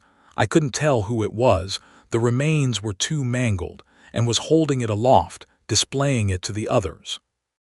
The Mela-Intauka was trumpeting, a sound like the blast of 1,000 horns. The Ngumamonin was coiling and uncoiling in a pattern that looked almost like a dance. Even the old Mbilu, dying in the corner, was making sounds of approval, grinding its plates together in a rhythm. They were celebrating, they were happy. The death of 12 humans, the destruction of their nursery, the wounding of their ancient sentry, none of it mattered. They had fed, they had killed, they had won, and they were celebrating. That is what haunts me most of all. Not the deaths, not the pain, not the horror of being devoured alive. It is the joy, the pure, unadulterated joy of creatures that had tasted human blood and found it good. They want more, they will always want more, and someday, somehow, they will get it. God help us all. The Shirikodama. I am Satoshi Mori, and I am writing this from the psychiatric ward of Tokyo General Hospital, where I have been held for the past 6 months under suspicion of murdering 17 people. The authorities do not believe what I am about to tell you. They have concluded that I am insane, a delusional killer who drowned my colleagues and mutilated their bodies in some sick ritual. But I am not insane. I am not a murderer. I am a survivor of something so ancient, so hungry, so utterly beyond human comprehension that no rational mind can accept its existence without breaking. I was a marine biologist specializing in freshwater ecosystems, employed by the Japanese Ministry of Environment to study the declining fish populations in the rivers and lakes of Shizuoka Prefecture. My team consisted of 17 researchers, students, and technicians. We were scientists, rationalists, people who believed in observable phenomena and verifiable data. We did not believe in monsters. We did not believe in yokai. We did not believe that the old stories had any basis in reality. We were wrong, God help us, we were so terribly wrong. It began in the spring of 2023, when we received reports of something strange happening along the Tenryou River. Local fishermen were pulling up empty nets, not empty of fish, but empty of everything. The rivers were dying, not from pollution or climate change, but from something else. Something that was consuming everything that lived in the water, and then moving on to those who lived beside it. The first bodies were discovered in late March. 3 children from the village of Sakuma, ages 7, 9, and 11. They had been playing by the river after school, and when they didn't come home for dinner, search parties were organized. They found the bodies the next morning, floating in a shallow pool near the riverbank. The coroner ruled the deaths accidental drowning, but the condition of the bodies told a different story. I was called in as a consultant because of my expertise in aquatic biology. The police wanted to know if some toxin in the water could have caused the strange appearance of the bodies. They showed me photographs, and what I saw has haunted my dreams every night since. The children appeared peaceful, almost serene, their faces showing no signs of struggle or panic. But their abdomens were grotesquely distended, swollen to 3 times their normal size, the skin stretched tight and shiny like an overripe fruit. And between their legs the orifices were hideously dilated, gaping open like dark mouths, the surrounding tissue torn and bruised. What could cause this? The lead detective asked me. Some kind of parasite, a chemical reaction. I didn't know. Nothing in my training had prepared me for what I was seeing. The bodies looked like something had reached inside them, forced its way through the most private of openings, and extracted something vital. The abdomens weren't just swollen, they were empty. The organs had been removed, not surgically, but by some force that had simply pulled them out through the anus. I need to see the bodies, I said, in person. The autopsy was performed that afternoon, and I observed alongside the medical examiner. What we found inside those children defied explanation. The abdominal cavities were hollow, scraped clean, every organ removed with surgical precision. But there were no incision marks, no entry wounds, no signs of cutting or tearing. It was as if the organs had simply ceased to exist, leaving behind only the empty shells of 3 young bodies. The medical examiner, Dr. Hashino, was a 20-year veteran who had seen every type of death imaginable. She looked shaken, pale, her hands trembling as she wrote her report. "This isn't possible," she whispered, more to herself than to me. "You can't remove organs through the anus without causing massive trauma. The rectum would be destroyed, the sphincter torn to shreds, but look at the tissue. It's intact, undamaged, as if something simply reached through and pulled them out." "Through what?" I asked, though I already suspected I didn't want to know the answer. "Through the opening, through whatever exists on the other side of the opening." She laughed, a slightly hysterical sound. "I'm talking nonsense. There is no other side. The body is a closed system. There are no portals, no gateways, no." She stopped. We both stared at the body on the table. The little girl, 7 years old, her name was Yuki.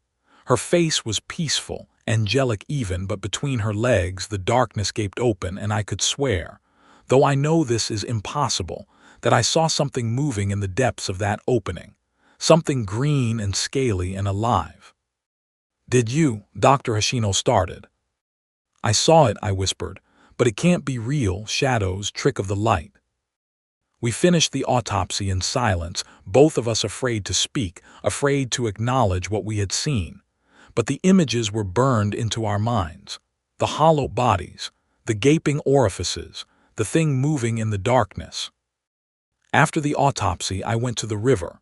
It was evening, the sun setting behind the mountains, painting the sky in shades of blood and bruise. I stood on the bank, staring at the water, trying to understand what could have killed those children. The river looked normal at first glance, brown and swift, carrying debris from the mountains, swirling around rocks and fallen branches.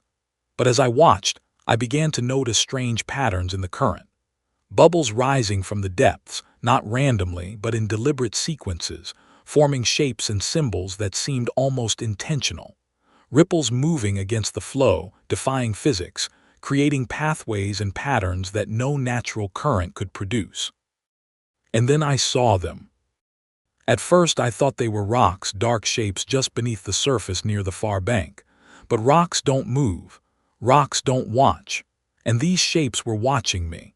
I could feel their attention, heavy and cold and ancient, like the weight of the ocean pressing down on my chest. They surfaced one by one, and I saw them clearly for the first time. Kappa, the water imps of Japanese folklore, come to terrible, impossible life. There were 5 of them, each about the size of a human child, perhaps 3 feet tall, with bodies that were simultaneously reptilian and humanoid. Their skin was green and scaly, glistening with slime and algae, their limbs short but powerfully muscled, ending in webbed hands tipped with black claws. They had shells on their backs like turtles, mottled brown and green, covered in what looked like writing or symbols carved into the surface.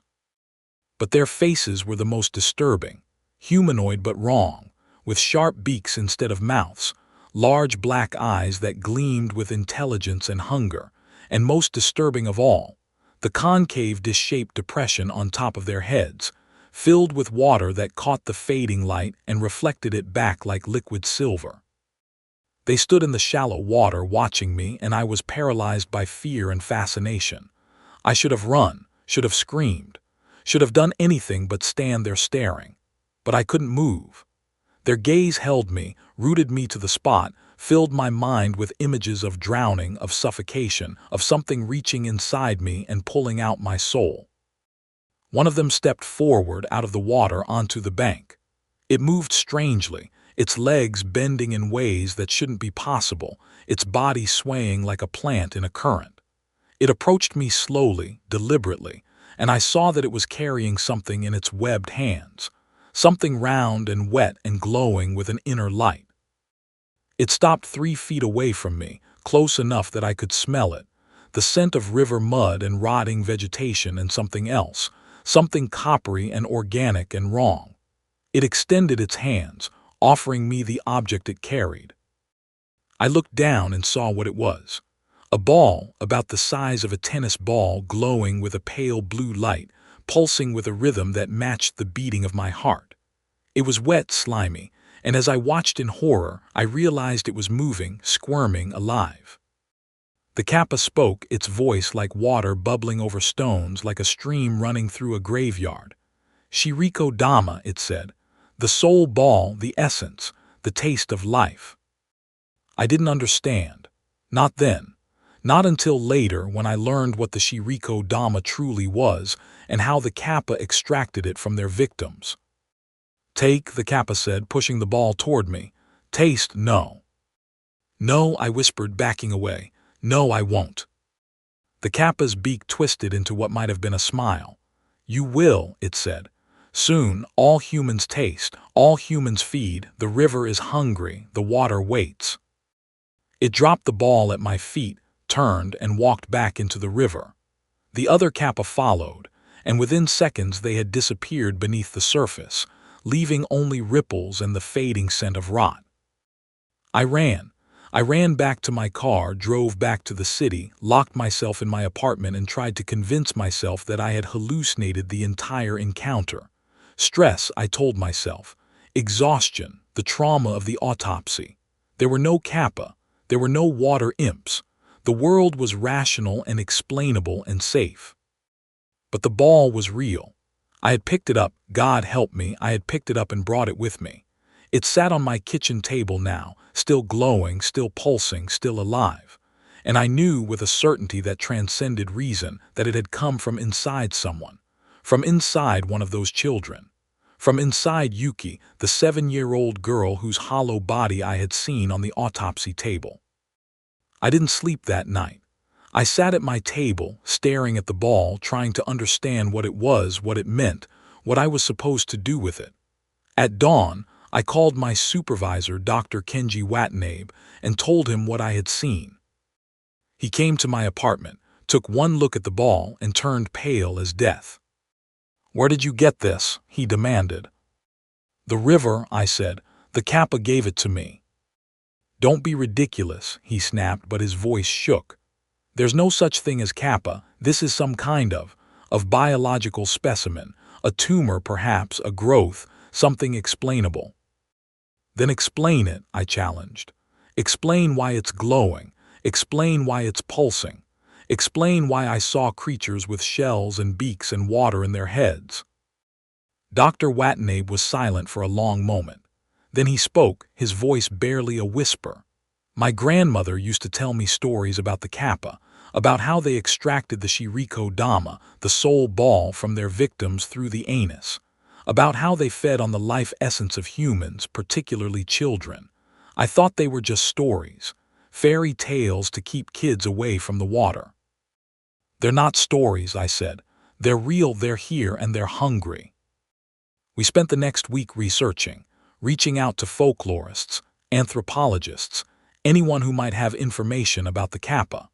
We learned that the creatures had been part of Japanese folklore for over 1,000 years, described in texts dating back to the Edo period. They were said to be creatures of the water, bound by ancient rules and customs, powerful but limited by their dependence on the water in their head cavities. The Shirikodama was the key. According to legend, every human had a ball of concentrated life energy located in the abdomen, near the base of the spine. The Kappa could extract this ball through the anus, using their flexible arms and specialized appendages to reach inside the body and pull it out.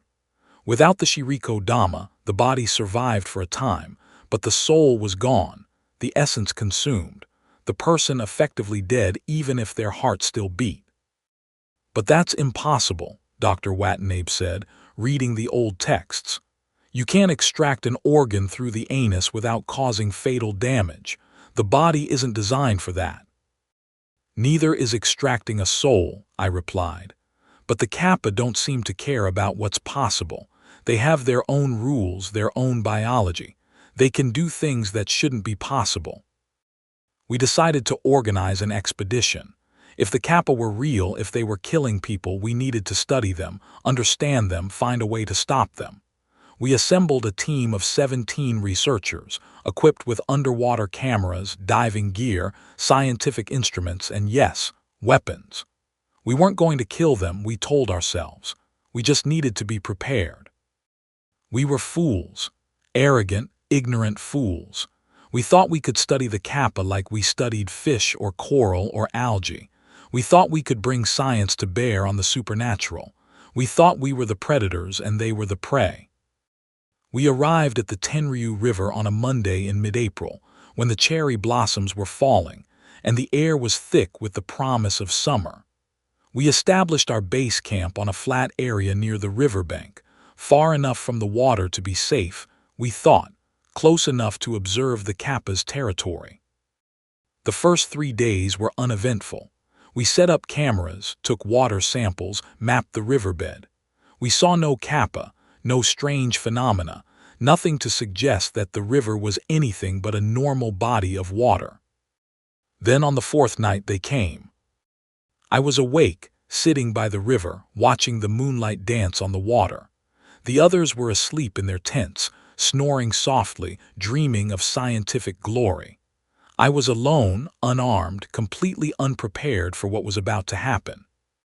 They emerged from the water without a sound, dozens of them, maybe hundreds, a green tide of scaly bodies and gleaming eyes. They surrounded the camp, cutting off all escape, and then they began to sing. It was the most beautiful sound I have ever heard and the most terrible. Like water flowing over crystal, like wind through a forest of glass, like the music of spheres played on instruments of bone and sinew. The song called to me, pulled at me, filled my mind with images of peace and comfort and surrender. I wanted to join them, to become part of their song, to lose myself in their music. I stood up, took a step toward the water, then another. The Kappa watched me approach, their black eyes gleaming with anticipation. I was walking to my death and I didn't care. The song was everything. The song was all. Then someone grabbed me from behind, pulled me back, broke the spell. It was Dr. Watanabe, his face pale with terror, his hand clamped over my mouth to stop me from screaming. "Don't listen," he hissed in my ear. Don't look at them, cover your ears, close your eyes. He dragged me back to the tents and we woke the others, warning them of the danger. But it was too late. The Kappa were already among us. The first death was quick, almost merciful. One of the graduate students, a young man named Tanaka, stepped out of his tent to see what the commotion was about. He saw the Kappa, froze in terror, and before he could scream, 3 of them were on him. They moved with impossible speed, their webbed hands grabbing his ankles, his wrists, his throat. They dragged him toward the river, and he struggled, screamed, begged for help. We tried to save him. Dr. Watanabe and I grabbed his arms, pulled with all our strength, but the Kappa were too strong. They pulled him into the water, and we watched in horror as they held him under, as the bubbles stopped rising, as the water turned still. Then the extraction began. The Kappa positioned themselves around Tanaka's body, which floated face down in the shallows.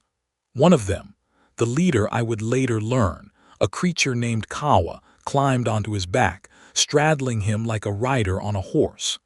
It reached between his legs, its arm disappearing up to the shoulder, and began to work. We couldn't see what it was doing, but we could hear. The sound of flesh yielding, of something being pulled through an opening too small to accommodate it, of Tanaka's body being violated in ways that shouldn't be possible. And Tanaka, who should have been dead, who should have been unconscious, began to scream. The sound was inhuman, a high-pitched wail of agony that went on, rising and falling as the Kappa worked. It lasted for 10 minutes, 15, 20, while the creature slowly, carefully extracted the Shirikodama from Tanaka's body. Finally, the screaming stopped. The Kappa pulled its arm free, and in its hand was the ball, the Shirikodama, glowing blue, pulsing with the last of Tanaka's life force. The Kappa held it up to the moonlight, admiring it, and then brought it to its beak and bit down. The ball burst, splashing blue light and clear fluid, and the Kappa shuddered in ecstasy. It had fed. It had tasted the essence of a human soul, and it wanted more. "Run!" Dr. Watanabe screamed. "Everyone run, get to the vehicles." We ran. All 16 of us who remained, we ran through the darkness, stumbling over roots and rocks, blind with terror. The Kappa pursued, their short legs propelling them with surprising speed, their claws reaching for us, their beaks snapping at our heels. The second death came quickly. One of the technicians, a woman named Sakura, tripped and fell. Before she could rise, the Kappa were on her. They didn't drag her to the water this time. They fed right there in the dirt, 3 of them holding her down while a 4th extracted her Shirikodama. I saw it happen. Saw the Kappa's arm disappear between her legs, saw her body convulse, saw her face contort in agony. She screamed for 30 seconds, long enough for me to see the bulge moving beneath her skin, the Shirikodama being forced through her body, pushed down through her intestines, compressed and squeezed until it reached the opening. Then it emerged, slick with blood and mucus, and the Kappa pulled it free. Sakura went limp, her eyes empty, her body still technically alive but her soul devoured. The Kappa fed and moved on, hunting the rest of us. We reached the vehicles, piled in, tried to start the engines. But the Kappa had planned for this. They had sabotaged the cars during the night, drained the batteries, cut the fuel lines. We were trapped, surrounded, doomed. "The shrine," someone shouted. "There's an old shrine on the hill, we can hide there." We ran for the shrine, a crumbling structure dedicated to some forgotten water deity. The Kappa didn't follow, not at first. They seemed reluctant to approach the holy ground, though whether from reverence or fear, I couldn't tell. We barricaded ourselves inside, 15 of us now, huddled together in the darkness, listening to the sounds of the Kappa surrounding the building, their claws scratching on the walls, their song calling to us, promising peace if we would only come out and surrender. "What do we do?" someone asked. "How do we stop them?" "The water," I remembered from my research. "The water in their heads, if they spill it, they lose their power, they become weak." "How do we make them spill it?" "We bow," I said. "They're bound by politeness. If we bow to them, they have to bow back, and when they bow, the water spills. It sounded ridiculous, too simple, too folkloric to be real, but it was our only chance. We waited until dawn when the Kappa were sluggish, less active. Then we emerged from the shrine, formed a circle, and bowed.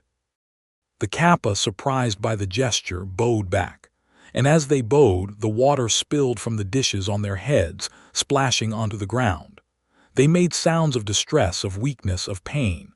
They staggered, collapsed, became sluggish and helpless. Now, I shouted, "Run while they're weak." We ran, through the gap in their lines, up the valley toward the mountains. We ran until our lungs burned, our legs gave out, our hearts threatened to burst. We ran until we found a village, a phone, help. 13 of us survived, 13 out of 17. Tanaka and Sakura were dead, consumed by the Kappa, their souls devoured, their bodies left hollow and empty.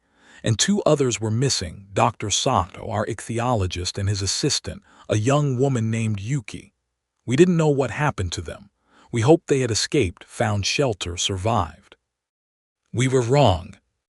They had been taken alive, dragged into the water, kept for later. The Kappa didn't always kill immediately. Sometimes they kept victims alive, fattening them, savoring them, extracting their essence slowly over days or weeks to make the meal last longer. Dr. Sato and Yuki were in the river, in the Kappa's underwater world, suffering horrors I couldn't imagine. And I knew, with a certainty that made me sick, that I had to go after them, had to find them, had to save them or die trying. But that is a story for another chapter. For now, I will end this account with a warning. The Kappa are real. They are hungry, they are patient, and they are everywhere. Do not go near the water. Do not swim alone. Do not believe that folklore is just fantasy. The water has teeth, the river has eyes, and the Kappa are always, always hungry. This is Satoshi Mori, survivor of the Tenryu River Massacre, signing off for now. May you never hear the song of the water imps. May you never see the Shirikodama gleaming in their claws. May you die in your bed, surrounded by loved ones, and never know the horror that waits in the deep. Chapter 2: The Underworld. 3 days passed before I could convince anyone to return to the Tenryu River with me. 3 days of arguments, of pleading, of desperate bargaining. Dr. Watanabe refused point-blank, his terror overriding his scientific curiosity. The other survivors wanted nothing more to do with the Kappa, with the river, with anything that reminded them of the massacre. They had seen enough horror to last a lifetime. But I couldn't leave Sato and Yuki to their fate. I knew what the Kappa did to their prisoners. I knew that they kept them alive, suspended in underwater cages, slowly extracting their essence over days or weeks to maximize the flavor, to extend the meal, to savor the suffering. Every minute I delayed was another minute of agony for my colleagues. I found 2 volunteers willing to join me. Takeshi Yamamoto, a former JGSDF soldier who had been hired as security for the original expedition and had watched 2 of his friends die. And Mei Tanaka, a young folklore researcher who had been studying the Kappa legends for years and was desperate to prove they were real. She had been devastated to miss the original expedition due to illness, and now she refused to stay away. "If they're real," she said, her eyes burning with academic fervor, "then everything I know about Japanese folklore, about the spiritual world, about the boundaries between the natural and supernatural, it's all true. I have to see them. I have to understand them." "You might die," I warned her. "You might end up like Sato and Yuki, trapped in some underwater hell, being eaten alive from the inside." "Then I'll die knowing the truth," she replied. "Better than living in ignorance." We went at midnight when the moon was dark and the Kappa were most active. We had prepared as best we could, diving equipment, underwater lights, harpoons and knives, and most importantly, mirrors. Dozens of small mirrors, pocket-sized, one for each of us.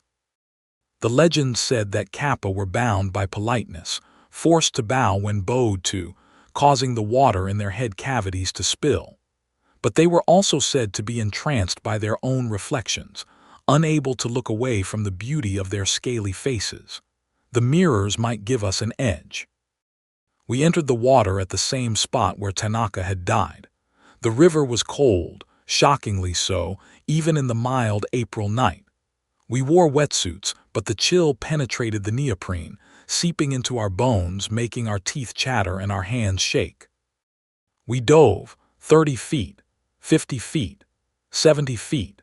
The river grew darker with every meter, the light from the surface fading until we were swimming in absolute blackness, illuminated only by our headlamps and the occasional flash of bioluminescent fish. At 100 feet, we found the entrance. It was a cave, a gaping maw in the riverbed, wide enough to drive a truck through. The current flowed into it, pulling us toward the darkness within. I felt a moment of hesitation, a primal instinct screaming at me to turn back, to flee, to never enter that watery tomb. But I thought of Sato and Yuki, thought of their suffering, and pushed forward. The cave was a tunnel descending at a steep angle, the walls smooth as if worn by centuries of water flow. But the smoothness was too perfect, too intentional. I realized with a chill that had nothing to do with the water temperature that the tunnel had been carved. By hands, by tools, by creatures who possessed intelligence and purpose. We swam for what felt like hours, though it was probably only 30 minutes. The tunnel branched again and again, a labyrinth that would have been impossible to navigate without the compass and markers we left behind. Down and down we went, deeper into the earth, away from the light, away from the air, away from the world of the living. Then the tunnel opened, and we found ourselves floating at the edge of an underground sea. It was impossible. By my calculations, we were at least 500 feet below the surface, deep beneath the mountains where no water should exist. Yet here it was, a vast underground lake, stretching into darkness in every direction, its surface perfectly still, like black glass. And on that surface, floating like lily pads on a pond, were the cages. Hundreds of them, maybe thousands. Metal frameworks grown rather than built, covered in barnacles and algae, each one containing a human body. Men, women, children. Some were fresh, still wearing clothes, still recognizable. Others had been here longer, their bodies bloated and pale, their faces frozen in expressions of eternal agony. We swam to the nearest cage, and I recognized Dr. Sato inside. He was conscious, his eyes open, staring blankly at nothing. His body was suspended in the water, held in place by restraints that looked like living vines, wrapped around his wrists and ankles, and between his legs I saw the tube. It was organic, fleshy, pulsing with the same rhythm I had seen in the Shirikodama. It was inserted into his anus, held in place by muscular contractions, and I could see through the translucent membrane that something was moving inside it, something glowing, his essence, his soul, being slowly drained away. I tried to open the cage, but the bars were fused together, welded by some process I couldn't understand. I tried to cut the vines, but they were tough as steel, and my knife barely scratched them. "Sato," I shouted, my voice muffled by the water. "Sato, can you hear me?" His eyes moved slowly, painfully, until they focused on me. There was recognition there, but also despair. He knew I couldn't save him. He knew he was going to die here, in this underwater hell, slowly consumed by creatures that shouldn't exist. "Help," he mouthed, the word barely visible. "Please." "I'm trying," I said. "I'm trying, Sato, hold on." I worked frantically at the cage, trying everything I could think of. The harpoons, the knives, our bare hands, nothing worked. The cage was designed to hold, designed to keep the victims alive for as long as possible, designed to be escape-proof. Then the Kappa came. They emerged from the darkness, dozens of them, swimming with fluid grace, surrounding us, cutting off escape. Their black eyes gleamed in our headlamps, and I saw their faces clearly for the first time, the beaks, the scales, the water-filled dishes on their heads. One of them approached me, and I recognized it. Kawa, the leader, the one who had fed on Tanaka. You came, Kawa said, its voice somehow audible underwater transmitted directly to my mind. We knew you would. You are persistent, foolish but persistent. Let them go, I demanded, though my voice shook. Let Sato and Yuki go, take me instead. We will take you all, Kawa said. You are all food, all essence, all taste. There is no trade, no bargain, only hunger, only feeding. We have weapons, Yamamoto said, raising his harpoon. We can fight. Fight, Kawa laughed, a bubbling sound. You are in our world now, the deep world, the water world. Here you are weak, here you are prey. It moved faster than I could follow.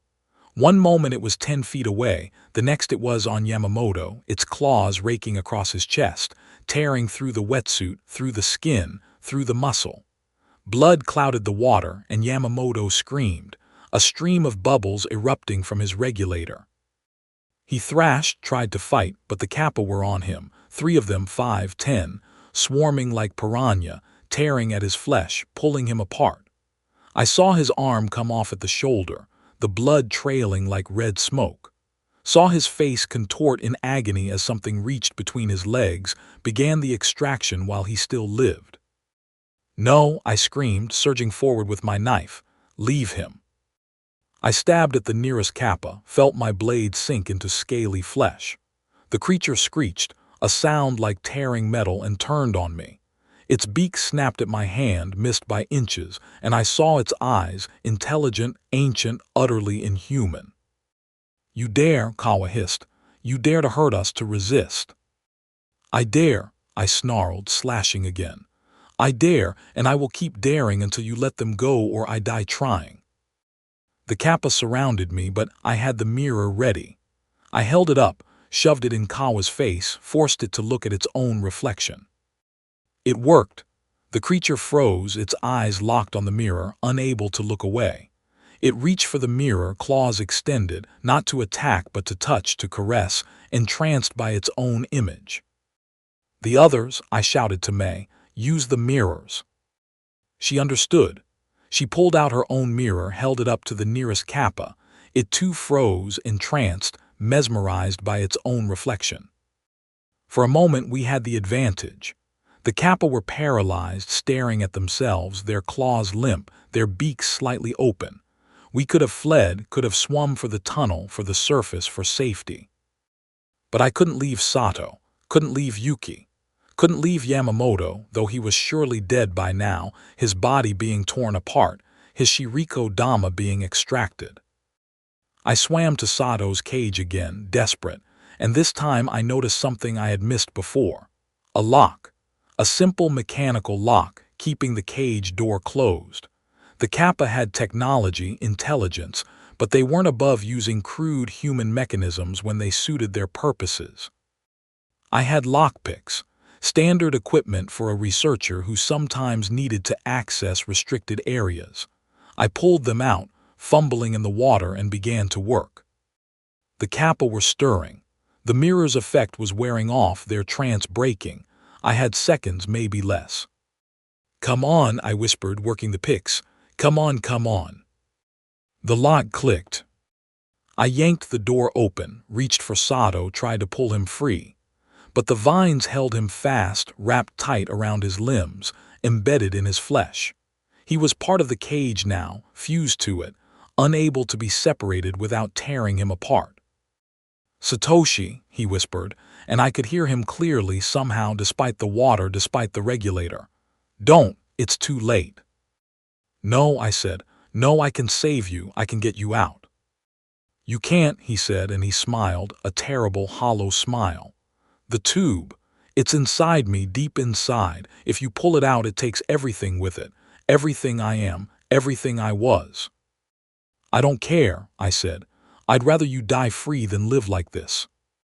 Then do it, he said. Pull it, end it, please. I looked at the tube, pulsing with his essence, glowing with his life force. I knew what would happen if I pulled it. The extraction would be accelerated. His soul would be torn from his body. He would die in agony. But he would die free. I grabbed the tube and pulled. The sensation was indescribable. The tube resisted, fighting me, muscular contractions trying to hold it in place. I pulled harder, felt something tear inside Sato's body, heard him scream, a sound that transcended the water, transcended physics, transcended sanity. The tube came free, and with it came the Shirikodama, still attached, still connected by tendrils of energy to Sato's body. It was larger than I had expected, the size of a grapefruit, glowing blindingly bright, pulsing with power. Sato convulsed, his body arching, his eyes rolling back. Then he went still, empty, gone. I had killed him. I had killed my colleague, my friend, pulled out his soul and watched him die. But at least he was free. At least the Kappa couldn't feed on him anymore. The Kappa screamed, all of them screaming together, a chorus of rage and loss and hunger. Their food had been stolen, their meal interrupted, their property damaged. They attacked. May was closest to them. She barely had time to scream before they were on her, claws tearing, beaks snapping. I saw her regulator torn from her mouth, saw her try to scream underwater, saw the bubbles of her last breath rising toward the distant surface. She lasted 30 seconds, long enough for me to see the Kappa extract her Shirikodama, long enough to see them feed on her essence, long enough to see the light fade from her eyes. I was alone now, alone in the deep, surrounded by monsters with no hope of escape. I grabbed Yamamoto's harpoon, the one he had dropped when they attacked him, and turned to face the Kappa. I would die fighting, I decided. I would take at least one of them with me.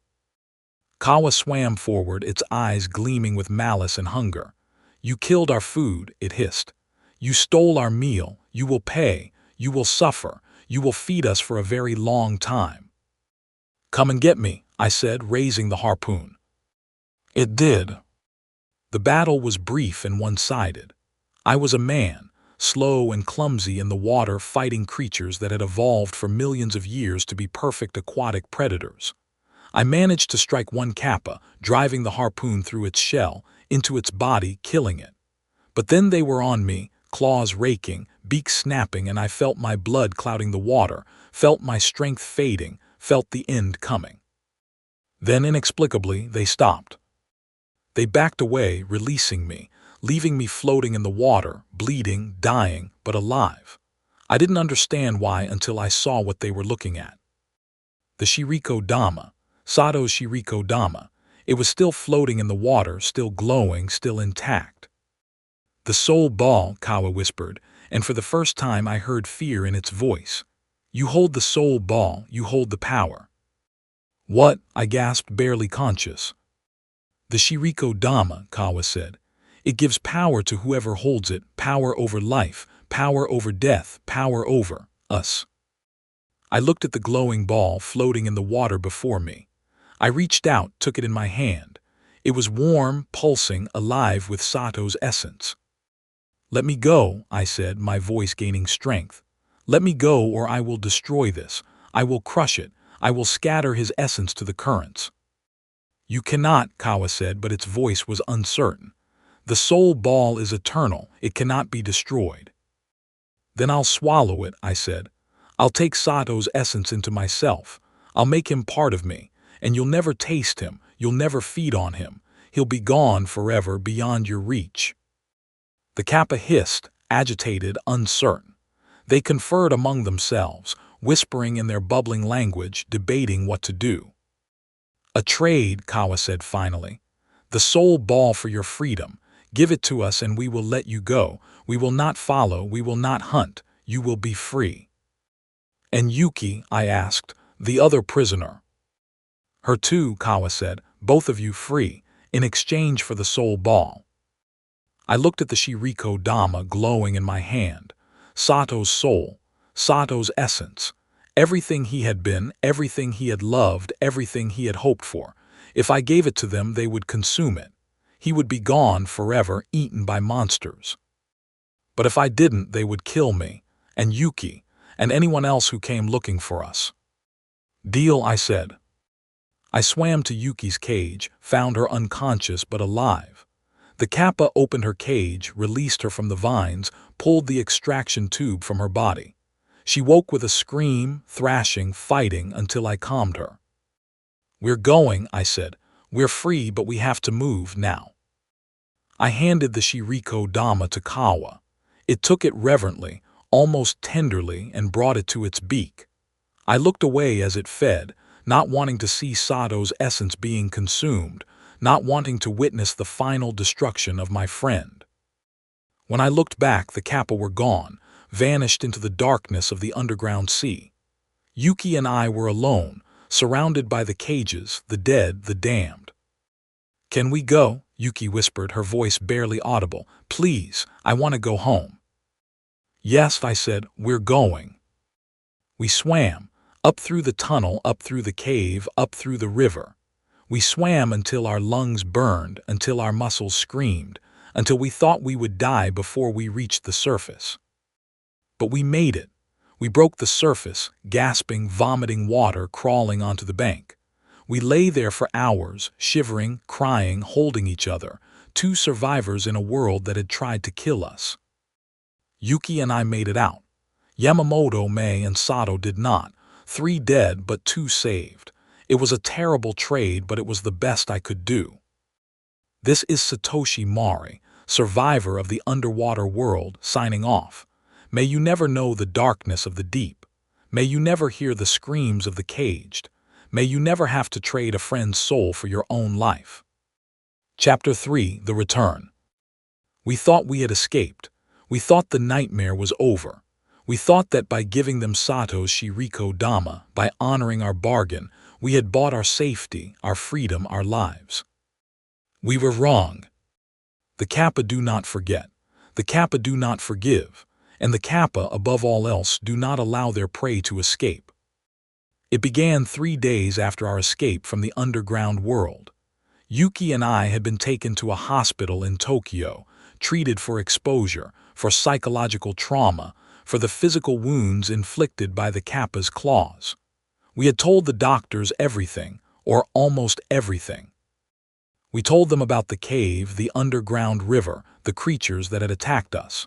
We didn't mention the Shirikodama, the soul extraction, the fact that we had traded Sato's essence for our freedom. That truth was too terrible, too impossible, too damning. The authorities were skeptical. They sent divers to the river, searched the area where we claimed the entrance was, found nothing. No cave, no tunnel, no underground sea. Just a normal riverbed, normal rocks, normal mud. They concluded we were suffering from shared hallucinations brought on by oxygen deprivation, by psychological trauma, by the stress of watching our colleagues die. They sent us to psychiatrists, prescribed medications, recommended therapy. They didn't believe us, but the Kappa were real, and they were coming. The first sign came on the 4th night. I was in my hospital room trying to sleep when I heard the sound of water. Not from the bathroom, not from the pipes, but from the air itself. The sound of dripping, of flowing, of something moving through liquid. I opened my eyes and saw it. A Kappa standing at the foot of my bed. It shouldn't have been possible. We were on the 5th floor of a modern hospital building, miles from the nearest river. There was no water here, no access, no way for them to reach me. But there it was, dripping wet, its shell glistening, its eyes gleaming, its head cavity filled with water that sloshed as it moved. "You thought you escaped," it said, not Kawa but another, smaller, crueler. "You thought you won, you thought you were safe." "How did you get here?" I whispered, too terrified to scream. "We are the water," it said. "We are in every drop, every puddle, every pipe. The water connects all things. The water is our highway, our path, our domain." "What do you want?" I asked. "We had a deal, we traded, you promised to let us go." "We promised not to hunt you," the Kappa said. "We promised not to follow, we did not promise to forget, we did not promise to forgive. You killed one of us, Satoshi Mori. You took a life. That debt must be paid." "I was defending myself," I said. "You attacked us, you killed my friends." "We fed," the Kappa corrected. We fed as we have always fed, as we will always feed. You are food. All humans are food. That is the way of things. That is the natural order. We're not food, I snarled, anger overcoming fear. We're people. We're human beings. We have rights. We have souls. Souls, the Kappa repeated, and it laughed, a bubbling, gurgling sound.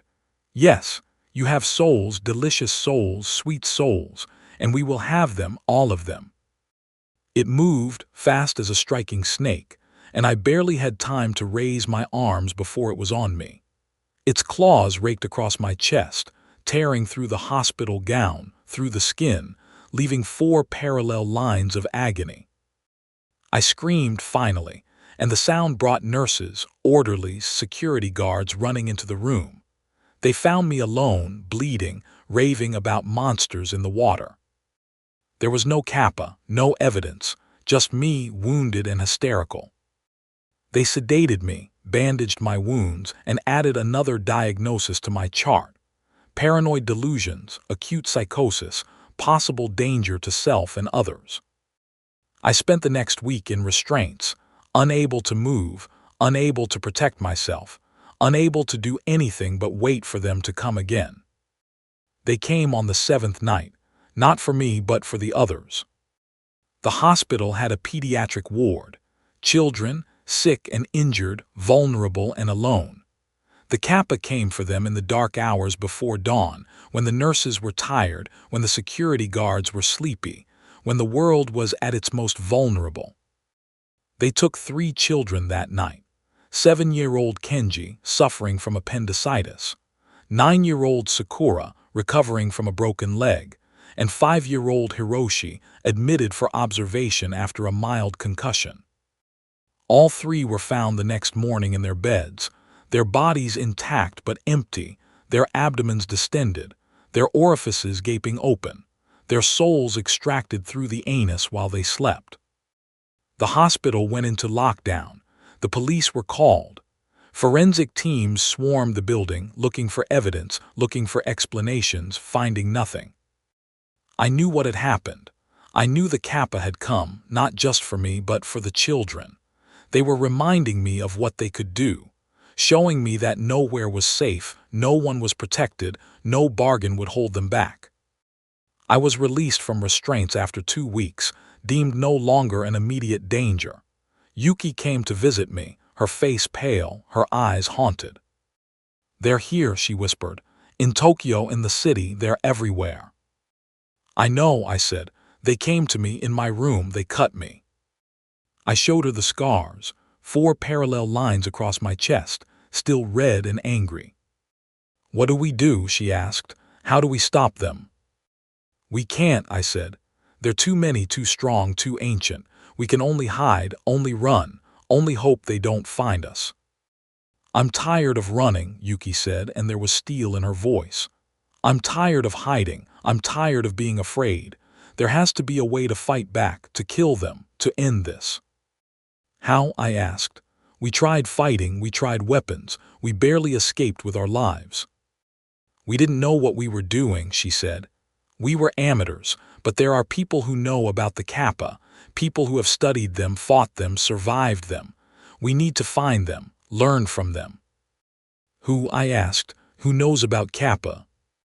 She told me about an old woman who lived in the mountains of Nagano, a folk healer who claimed to have battled yakai her entire life. Her name was Yukino Hana, and according to legend, she had killed a Kappa 50 years ago, driving a stake through its head and burying it in a mountain shrine. "If anyone knows how to stop them," Yuki said, "it's her." We went the next day, escaping the hospital during a shift change, taking a train to Nagano, then a bus to a remote village in the mountains.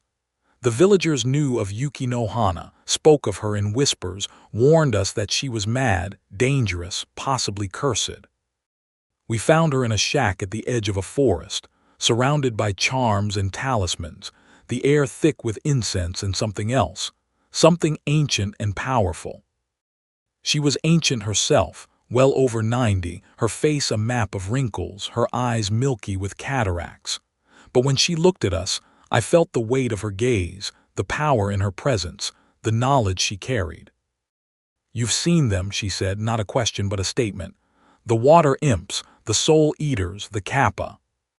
"Yes," I said. "They killed our friends, they tried to kill us. They're hunting us still." "They hunt everyone," she said. "Always have, always will. They are the hunger in the water, the teeth in the river, the end of all things." "Can they be stopped?" Yuki asked. "Stopped?" The old woman laughed, a dry, rustling sound.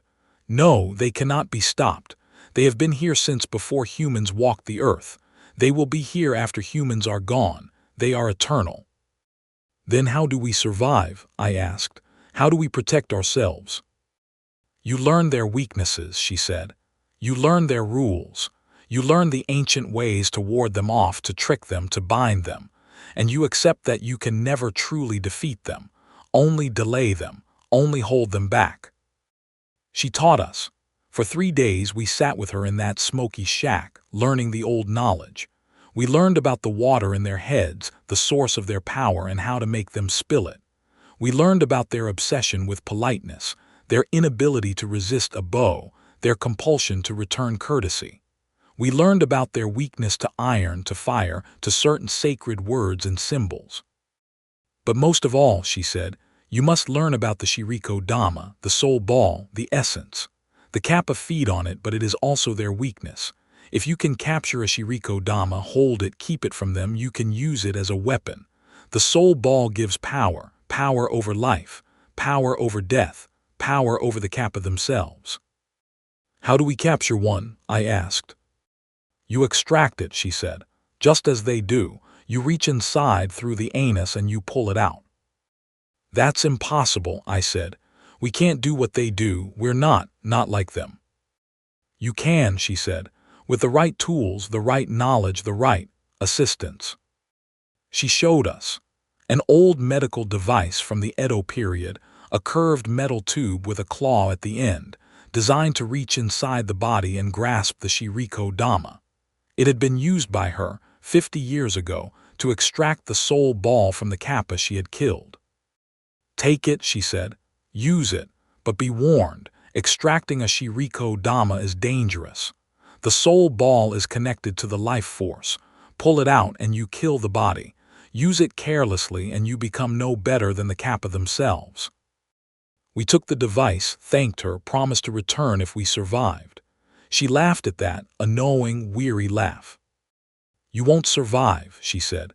"No one survives the Kappa, not forever. They are patient. They are eternal. They will get you eventually, but you might buy some time, you might save some others, and that is enough." We left her there in her shack in the woods and took the train back to Tokyo. We had a weapon now. We had knowledge. We had hope. The Kappa were waiting for us. They came that night, not subtly, not silently, but in force. A dozen of them, maybe more, swarming out of the sewers, the pipes, the very rain that fell from the sky. They surrounded our safe house, cut off escape, and demanded the device. "Give it to us," Kawa hissed, materializing from a puddle in the street. "The extraction tool, it is ours, it belongs to the water." "No," I said, standing in the doorway, holding the iron poker from the fireplace as a weapon. "You can't have it." "Then we will take it," Kawa said. "And we will take you, and we will take the woman, and we will feed all night, slowly, painfully. You will scream for hours before you die." "Try it," I said, and I bowed. The Kappa hesitated, then bowed back. As it bowed, the water spilled from its head, and it staggered, weakened, disoriented. "Now," I shouted to Yuki. She was ready. She had filled water balloons, dozens of them, and now she threw them one after another at the Kappa. The balloons burst, splashing water everywhere, and the Kappa, disoriented by the loss of their own water, confused by the sudden deluge, stumbled, slipped, became vulnerable. I attacked, with the iron poker, with the fireplace tongs, with anything I could find. I struck at their heads, their shells, their limbs. I crushed one skull, felt it crack beneath the iron. I impaled another through the chest, pinning it to the ground. The Kappa screamed, screeched, bubbled, and boiled. We killed 3 of them that night. 3 Kappa, dead by our hands, their bodies dissolving into puddles of green slime that evaporated within minutes, leaving no trace, no evidence, no proof that they had ever existed. The others fled, retreating into the sewers, into the rain, into the water from which they came. But they would be back. I knew they would be back, and next time they would be more careful, more prepared, more deadly. "We can't stay here," I said, breathing hard, covered in green slime and blood. "We need to move, find somewhere safe." "There is nowhere safe," Yuki said. "They're in the water is everywhere." "Then we go somewhere without water," I said. "The desert, the mountains, somewhere they can't follow." "They can follow anywhere," she said. "Bottled water, pipes, rain, they're in every drop." "Then we have to end it," I said. "We have to find their nest, their home, the place where they live, where they breed, where they keep their prisoners, and we have to destroy it." "How?" she asked. "We've seen their nest, it's underwater, miles down, we can't reach it, we can't survive there." "We can," I said, "with the right equipment, the right plan, the right sacrifice." I told her my plan. It was insane, suicidal, probably impossible, but it was our only chance. We would go back to the Tenryu River. We would find the entrance to the underground world. We would descend into the depths, into the heart of the Kappa's domain, and we would release the prisoners. All of them, every human soul still trapped in those cages, still being slowly consumed. We would free them, give them peace, deny the Kappa their food. And then, when the Kappa were weak, when they were desperate, when they gathered to stop us, we would use the extraction device. Not on them, but on the thing that fed them, the source of their power, the first Kappa, the ancient one, the god of the water. We would extract its Shirikodama, we would kill it, and without their god, without their source, the Kappa would die, all of them, everywhere. It was a desperate plan, a mad plan, a plan that would probably get us killed. But it was the only plan we had. This is Satoshi Mari preparing for war, signing off. May the water forgive us. May the Kappa fear us. May we find the strength to do what must be done. Chapter 4: The War Beneath. We prepared for 3 weeks. 3 weeks of planning, of gathering equipment, of training our bodies and minds for what we were about to attempt. We knew it was suicide. We knew we would probably die. But we also knew that if we didn't try, the Kappa would continue to feed, continue to hunt, continue to consume humanity one soul at a time. Our equipment was makeshift, improvised, desperate. Industrial diving suits, the kind used for deep-sea salvage, rated for depths far beyond what we would encounter. Underwater propulsion vehicles, stolen from a marine research facility. Explosives, industrial demolitions, charges that could crack rock, collapse tunnels, destroy nests. And the extraction device, Yuki no Hana's ancient tool, the only thing that could kill the first Kappa. We also had volunteers. 6 of them, survivors from other Kappa attacks, people who had lost loved ones to the water imps, who were willing to risk everything for revenge. They were not soldiers, not fighters, just ordinary people consumed by grief and rage. But they were brave. They were determined. They were ready to die if it meant hurting the creatures that had destroyed their lives. Takeshi Yamamoto, no relation to the soldier who had died in the underground world, had lost his daughter to the Kappa. She had been swimming at a beach in Okinawa, and when she came out of the water she was different. Empty. Her soul had been extracted while she swam, her body returning to shore as an empty shell. He had watched her die over 3 days, her body slowly shutting down, her eyes blank, until finally her heart stopped and she was at peace. Ryuko Sato, no relation to Dr. Sato, had lost her husband. He had been a fisherman, working the waters of the Seto inland sea, and one morning his boat was found empty, floating, his body nowhere to be found. The Kappa had taken him, consumed him, and left nothing behind. Kenji Nakamura, a teenager who had survived an attack that killed his entire family. They had been on a boat tour of Lake Biwa, and the Kappa had swarmed the vessel, dragging everyone overboard except him. He had hidden in a life raft, listening to his family scream as they were consumed. Hiroshi Tanaka, a police officer who had investigated the Kappa killings and been dismissed as a conspiracy theorist, a lunatic, a madman. He had seen too much, knew too much, and now he had nothing left to lose. And two brothers, Akira and Kenji Watanabe, who had lost their parents to the Kappa and spent 5 years searching for answers, for proof, for vengeance. 8 of us total, Yuki and I plus our 6 volunteers, 8 humans against an army of water imps that had existed for millions of years. The odds were impossible, but we were done running. We entered the water at midnight, the same spot where we had found the entrance before. The river was higher now, swollen with spring rains, running fast and brown and dangerous. We wore our diving suits, carried our weapons, and descended into the darkness. The tunnel was still there, still open, still waiting. We followed it down into the depths past the point where we had found the underground sea before. But this time we didn't stop there. We continued deeper, following the Kappa's own pathways, their tunnels, their roads. The Kappa knew we were coming. They had to know. We were loud, clumsy, obvious in our heavy suits and bright lights. They could have ambushed us at any point, could have collapsed the tunnels, could have trapped us and killed us. But they didn't. They let us descend, let us penetrate their world, let us come to them. "They're hurting us," Yuki said over the radio, her voice crackling with static, "leading us where they want us to go." "I know," I replied, "but we have no choice. We have to reach the first Kappa. We have to end this." "What if it's a trap?"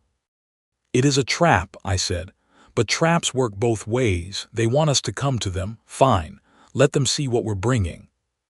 We swam for hours, descending deeper and deeper, the pressure building, the darkness absolute. We passed through caverns filled with bones, the remains of countless victims, human and animal alike. We passed through gardens of underwater plants, cultivated and tended food for the Kappa's livestock. We passed through breeding chambers where young Kappa clung to the walls, their eyes not yet open, their beaks not yet hardened, their hunger not yet awakened. And then we found it, the throne room, the heart of the underground world. It was vast, a cathedral of stone and water, the ceiling lost in darkness above.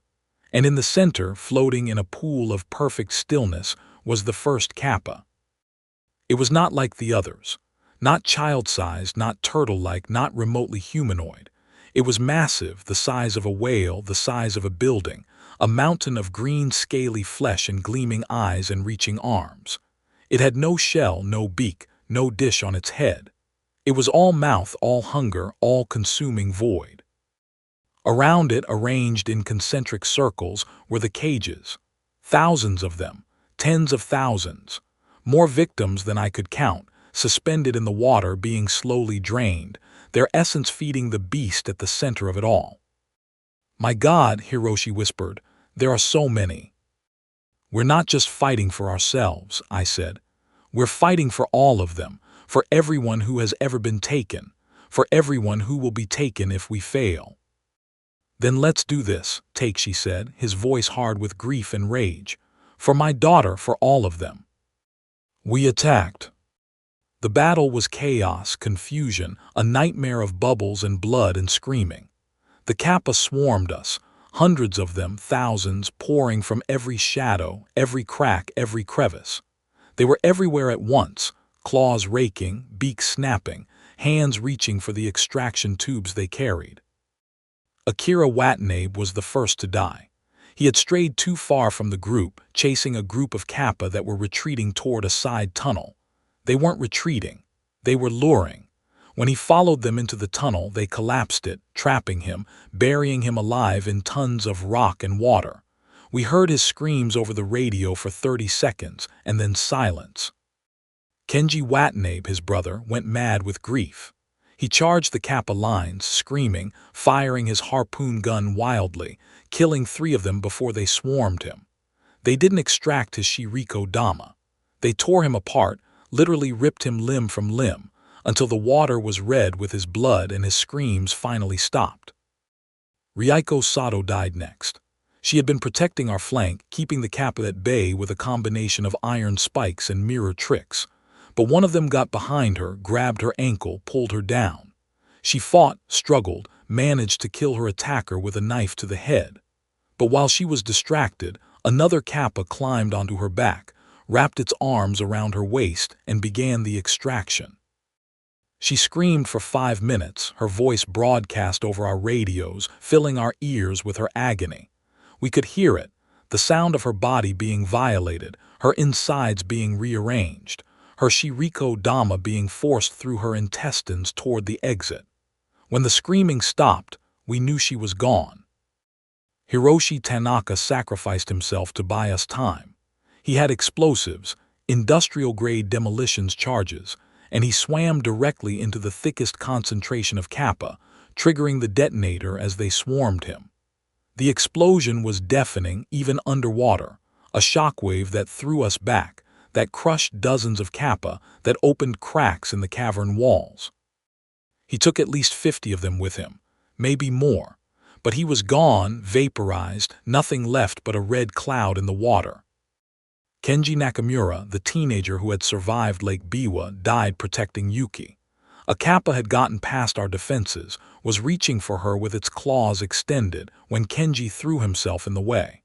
The claws raked across his chest, tearing through his suit, through his skin, opening arteries that pumped his blood into the water. He died in seconds, but he had saved Yuki. He had given us a chance. That left 4 of us. Yuki, Takeshi, and I, plus the extraction device.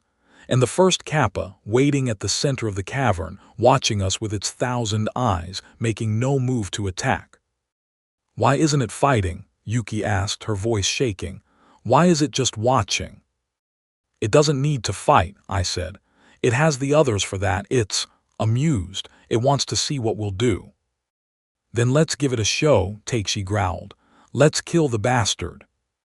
We swam toward it through the carnage, through the floating bodies of our friends and the dissolving remains of the Kappa they had killed. The creature watched us approach, its eyes gleaming, its mouth, if it could be called a mouth, opening slightly in what might have been a smile.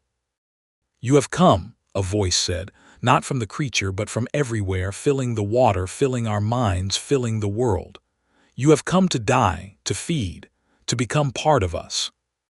"We've come to kill you," I said, though my voice shook, "to end this, to stop the hunger."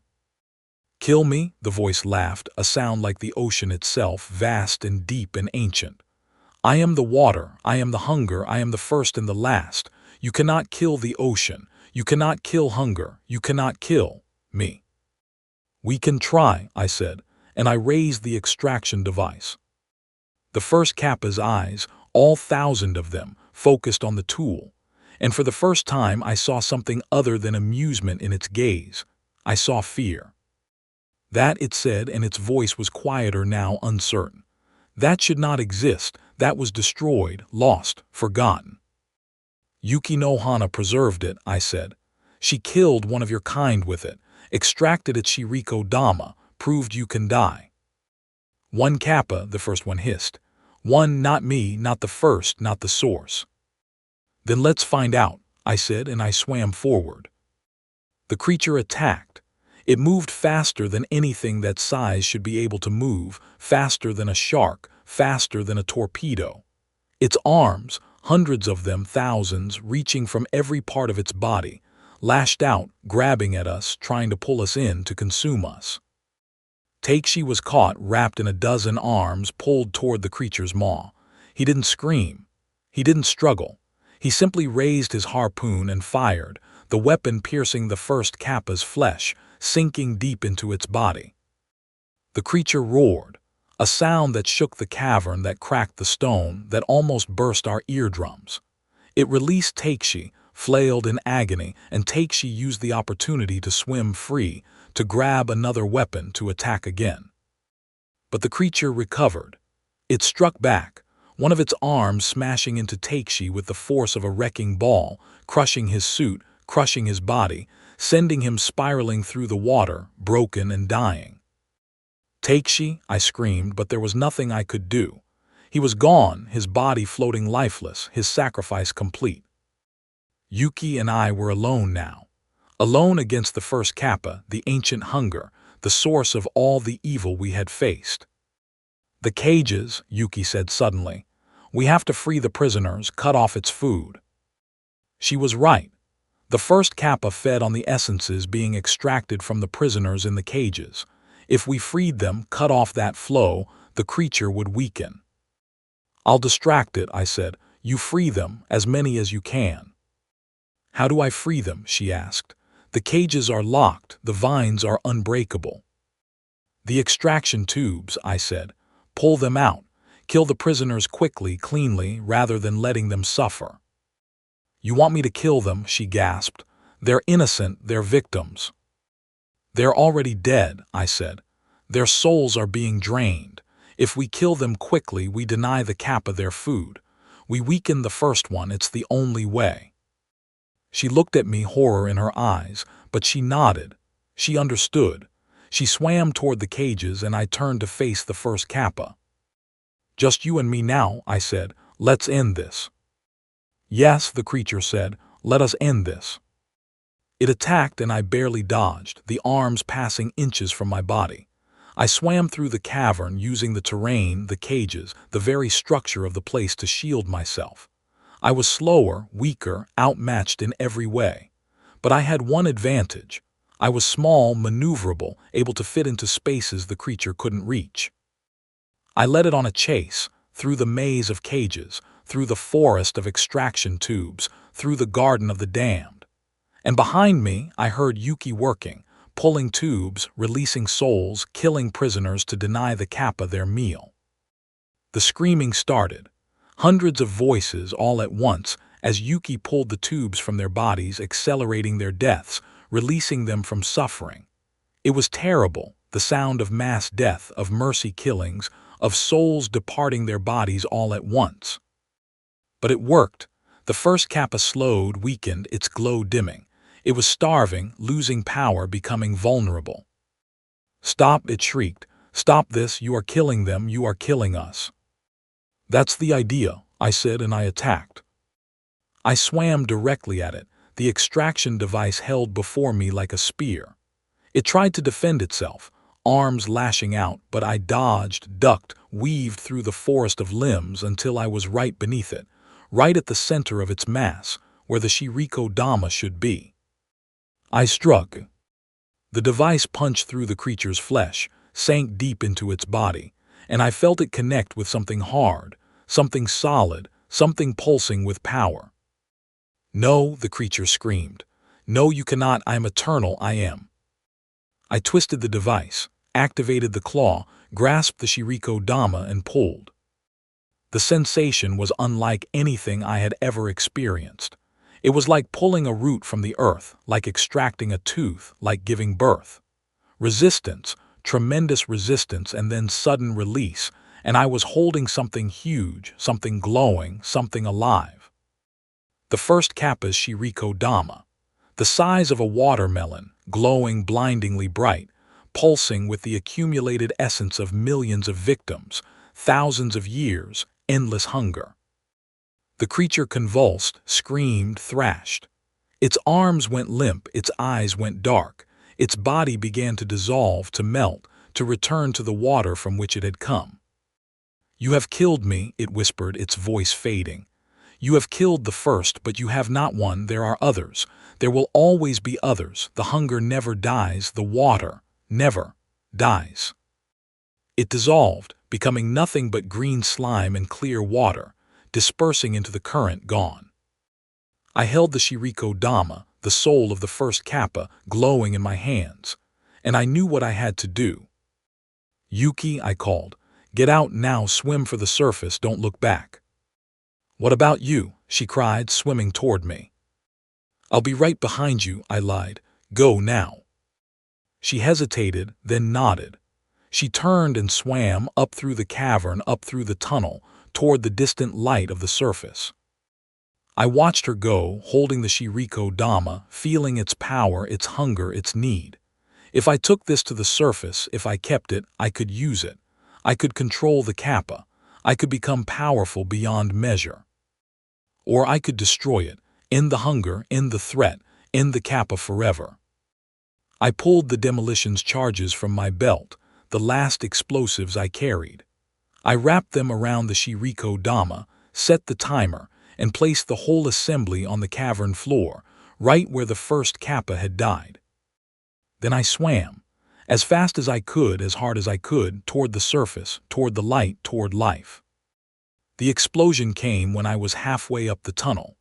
It was like nothing I had ever experienced, a shockwave that compressed the water, that threw me forward like a rag doll, that burst my eardrums and cracked my ribs and almost knocked me unconscious. But I kept swimming, kept moving, kept fighting. I broke the surface just as the tunnel was collapsing behind me, just as the underground world was imploding, just as the Kappa's domain was being destroyed. Yuki was there on the bank, waiting. She pulled me from the water, held me as I coughed and vomited and bled. "You did it," she whispered. "You actually did it." "We did it," I corrected. "All of us. The ones who died, they did it. We just finished what they started." We lay there on the bank of the Tenryu River, watching the water churn and foam as the underground world collapsed beneath it. The Kappa were dying, I could feel it, their connection to the first one severed, their power source destroyed. Without the Shirikodama, without the first Kappa, they were just animals, just monsters. They could be killed. The war was over, we had won. But the cost was unbearable. This is Satoshi Mori, survivor of the war beneath, signing off. May the water be safe again. May the rivers run clean. May no child ever fear the Kappa again. Chapter 5: The Aftermath. They found us on the riverbank at dawn, 2 survivors surrounded by the dead, raving about monsters and underground worlds and souls extracted through the anus. They took us to a hospital, treated our wounds, and called the police. They found the bodies of our companions over the next week, pulled from the river, bloated and decomposed, their faces frozen in expressions of terror. The investigation was thorough.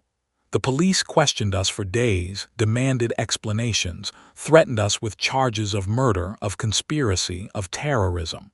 We told them the truth, all of it, and they didn't believe a word. But they couldn't explain the evidence. The diving suits, the equipment, the explosives, the bodies mutilated in ways that defied forensic analysis. The underground cavern which had collapsed completely, leaving no trace of the Kappa's nest.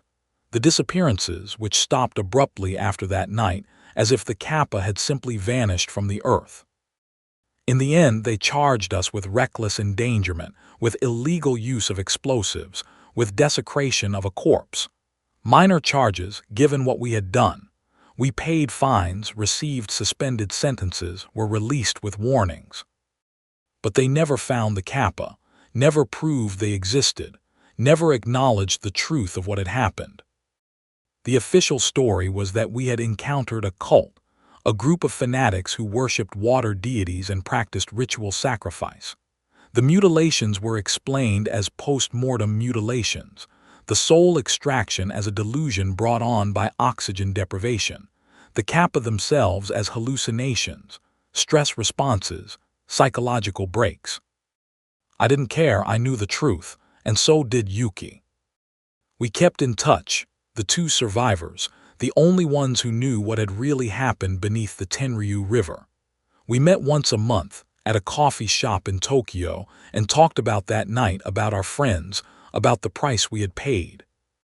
"Do you think we really killed them all?" Yuki asked one day, 6 months after the battle. "All the Kappa everywhere." "I don't know," I admitted. "The first Kappa was the source. Without it they should have died, but they were ancient. They were everywhere. Maybe some survived. Maybe they found another way to feed." "Then it isn't over," she said. "No," I agreed. "It will never be over, not completely. The Kappa have been here since before humans. They'll be here after. We just bought some time." "How much time?" "I don't know, a year, a decade, a century. They're patient. They'll wait. They'll rebuild. And then they'll hunt again." We sat in silence, drinking our coffee, watching the rain fall outside the window. The rain, water falling from the sky. It looked innocent, harmless, beautiful, but I knew what it contained, what it hid, what it was. "I'm leaving Japan," Yuki said suddenly. "Moving to Australia, the outback, somewhere dry, somewhere without rivers, without lakes, without water." "There's no escape," I said. "They're in the rain, in the pipes, in the very air we breathe." "Maybe," she said, "but I'll feel safer surrounded by sand instead of water." "Good luck," I said. "You should come with me," she said. "We could watch each other's backs, keep each other safe." "I can't," I said. "I have to stay, I have to watch, I have to be ready in case they come back." "They'll kill you," she said. "If they come back, they'll come for you first. You killed their god, you destroyed their world, they'll want revenge." "I know," I said, "but I can't run, I can't hide, I have to face them. If they come, I have to be here." She left the next week. I got a postcard from Perth 6 months later, then nothing. I don't know if she's still alive, if she found safety, if the Kappa found her. I hope she's okay. I hope she escaped. But I doubt it. I stayed in Tokyo. Got a job as a security guard, working nights, staying awake, watching. I moved to an apartment on the 5th floor, far from the ground, far from the water. I installed filters on every pipe, sealed every drain, covered every window. I was paranoid, I knew it, but I was also right. They came back exactly 1 year after the battle. Not in force, not in numbers, but in ones and twos, testing the waters, probing the defenses, seeing if the first Kappa was really gone. I killed 3 of them that year. Found them in my bathroom, crawling up through the toilet, and crushed their skulls with an iron bar. Found them in my kitchen sink, dripping from the faucet, and burned them with a blowtorch. Found them in my dreams, calling to me, and woke screaming. The dreams were the worst. The Kappa could reach me there in my sleep, in my mind. They showed me things, terrible things. My friends dying over and over. The underground world still there, still feeding, still waiting. And the first Kappa, not dead but sleeping, dreaming, preparing to return. "You did not kill me," it whispered in my dreams. "You cannot kill me. I am the water, I am eternal. I will return, I will rise, and you will feed me, you and everyone you love." I woke screaming every night. Took pills to stay awake, to avoid sleep, to keep the dreams away. But exhaustion always won in the end. I had to sleep, and when I slept, they came. It was Yuki no Hana who saved me. The old woman from the mountains who had taught us how to fight the Kappa. She came to Tokyo, found me in my apartment, surrounded by charms and talismans that weren't working. "You're fighting wrong," she said. "You can't kill them all, you can't stop them all.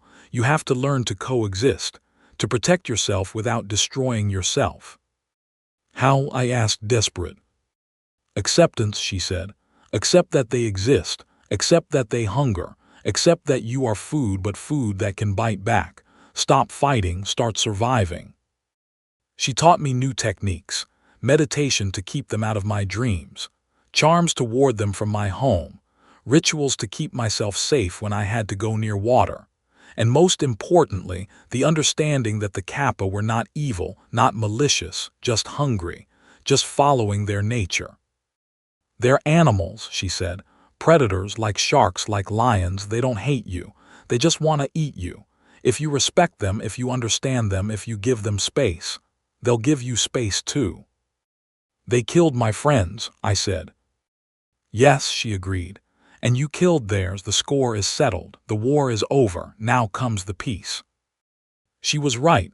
After I stopped fighting, stopped hunting, stopped killing every Kappa I saw, they stopped attacking me. They were still there in the water, in the rain, in my dreams, but they didn't hurt me. They didn't take me. They just watched, waited, observed. We reached an understanding. The Kappa and I didn't hunt them. They didn't hunt me. I stayed away from the water. They stayed away from me. We coexisted, uneasy neighbors in a world that belonged to both of us. It has been 5 years now since the battle. 5 years since I killed the first Kappa, destroyed the underground world, avenged my friends. 5 years of peace, of survival, of uneasy truce. I am writing this now in my apartment, surrounded by wards and charms, with a glass of water on my desk that I check every hour to make sure nothing has moved inside it. I am safe for now. I am alive for now. But I know the peace won't last. Nothing lasts forever. The Kappa are patient, ancient, eternal. They will rise again. They will hunger again. They will feed again. And when they do, I will be ready. I will fight again. I will kill again. I will do whatever it takes to protect humanity from the hungry dark. This is Satoshi Mari, guardian of the threshold, watcher at the water's edge, signing off. May you never know the horror of the Kappa. May you never feel their claws. May you never see the Shirikodama gleaming in their hands. But if you do, remember this: they can be killed. They can be stopped. They can be defeated, but the price is high. The cost is terrible, and the victory is never final. The water has teeth, the river has eyes, the Kappa are waiting. But so am I. Epilogue: The Children of the Water. I write this final chapter from a hospital bed, dying of liver failure, my body finally giving out after years of stress and trauma and sleepless nights. The doctors give me weeks, maybe days. They don't know about the Kappa, about the war, about the things I've seen and done. They just see an old man, worn out before his time, dying too young. But I'm not afraid of death. I've faced worse than death. I've faced the Kappa. What I am afraid of is what comes after, what I'm leaving behind, the world I'm passing on to the next generation. Because the Kappa are still out there, still waiting, still hungry. I've spent the last 5 years training others, survivors of Kappa attacks, believers in the old ways, people who have seen the truth and are willing to fight. We call ourselves the guardians of the threshold, the watchers at the water's edge, the ones who stand between humanity and the hungry dark. There are dozens of us now, scattered across Japan, across Asia, across the world. We share information, coordinate responses, hunt Kappa where we find them. We're not scientists, not soldiers, not heroes. We're just people who know the truth and are willing to do something about it. We've killed hundreds of Kappa over the years. Not enough to stop them, not enough to end the threat, but enough to keep them cautious. Enough to make them think twice before attacking humans. Enough to save lives. We've lost people too. Good people, brave people, friends. Every death is a wound that never heals, every loss a hole in my heart that grows wider with time. But we keep fighting, because the alternative is surrender, is extinction, is becoming food for creatures that see us as nothing but livestock. I am dying now. My time is ending, but the war continues. The guardians will carry on without me, fighting the good fight, protecting the innocent, holding back the darkness. To whoever finds this manuscript, whoever reads these words, whoever learns the truth, join us, fight with us, or at least stay safe, stay away from the water, stay vigilant, stay alive. The Kappa are real, they are ancient, they are hungry. But we are human, we are strong, we are brave. And we will not go quietly into the dark watcher. This is Satoshi Mari, guardian of the threshold, signing off for the final time. May the water be safe. May the night be peaceful. May the Kappa never find you. I must add one more thing before I go. Something I've learned in my final days, something that terrifies me more than anything else. The Kappa are breeding. Not just reproducing in the normal way, but evolving, changing, adapting to the modern world. I've seen the new ones, the urban Kappa. They don't live in rivers anymore. They live in pipes, in sewers, in the plumbing of modern buildings. They don't hunt in the wild. They hunt in cities, in homes, in the very places we think are safe. They're smaller now, more compact. They can fit through smaller spaces. They can squeeze through drains, through faucets, through shower heads. They're learning to live with us, among us, inside our walls. They're also smarter, more cunning. They don't attack openly anymore. They infiltrate. They hide. They wait for the perfect moment when their victim is alone, vulnerable, unsuspecting. And then they strike. I've seen the new victims, the bodies found in bathtubs, in showers, in swimming pools. The official stories always call them accidents, drownings, heart attacks, suicides. But I know the truth. The Kappa are evolving, adapting, spreading. They're in every city now, every town, every home with running water.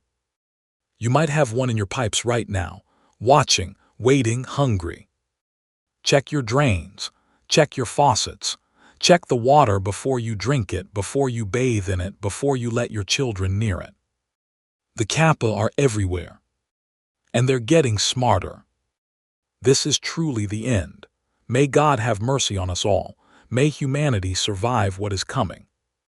The water has teeth. Never forget. Thank you for listening to today's stories. If you enjoyed, please leave a like and subscribe so you don't miss the stories yet to come.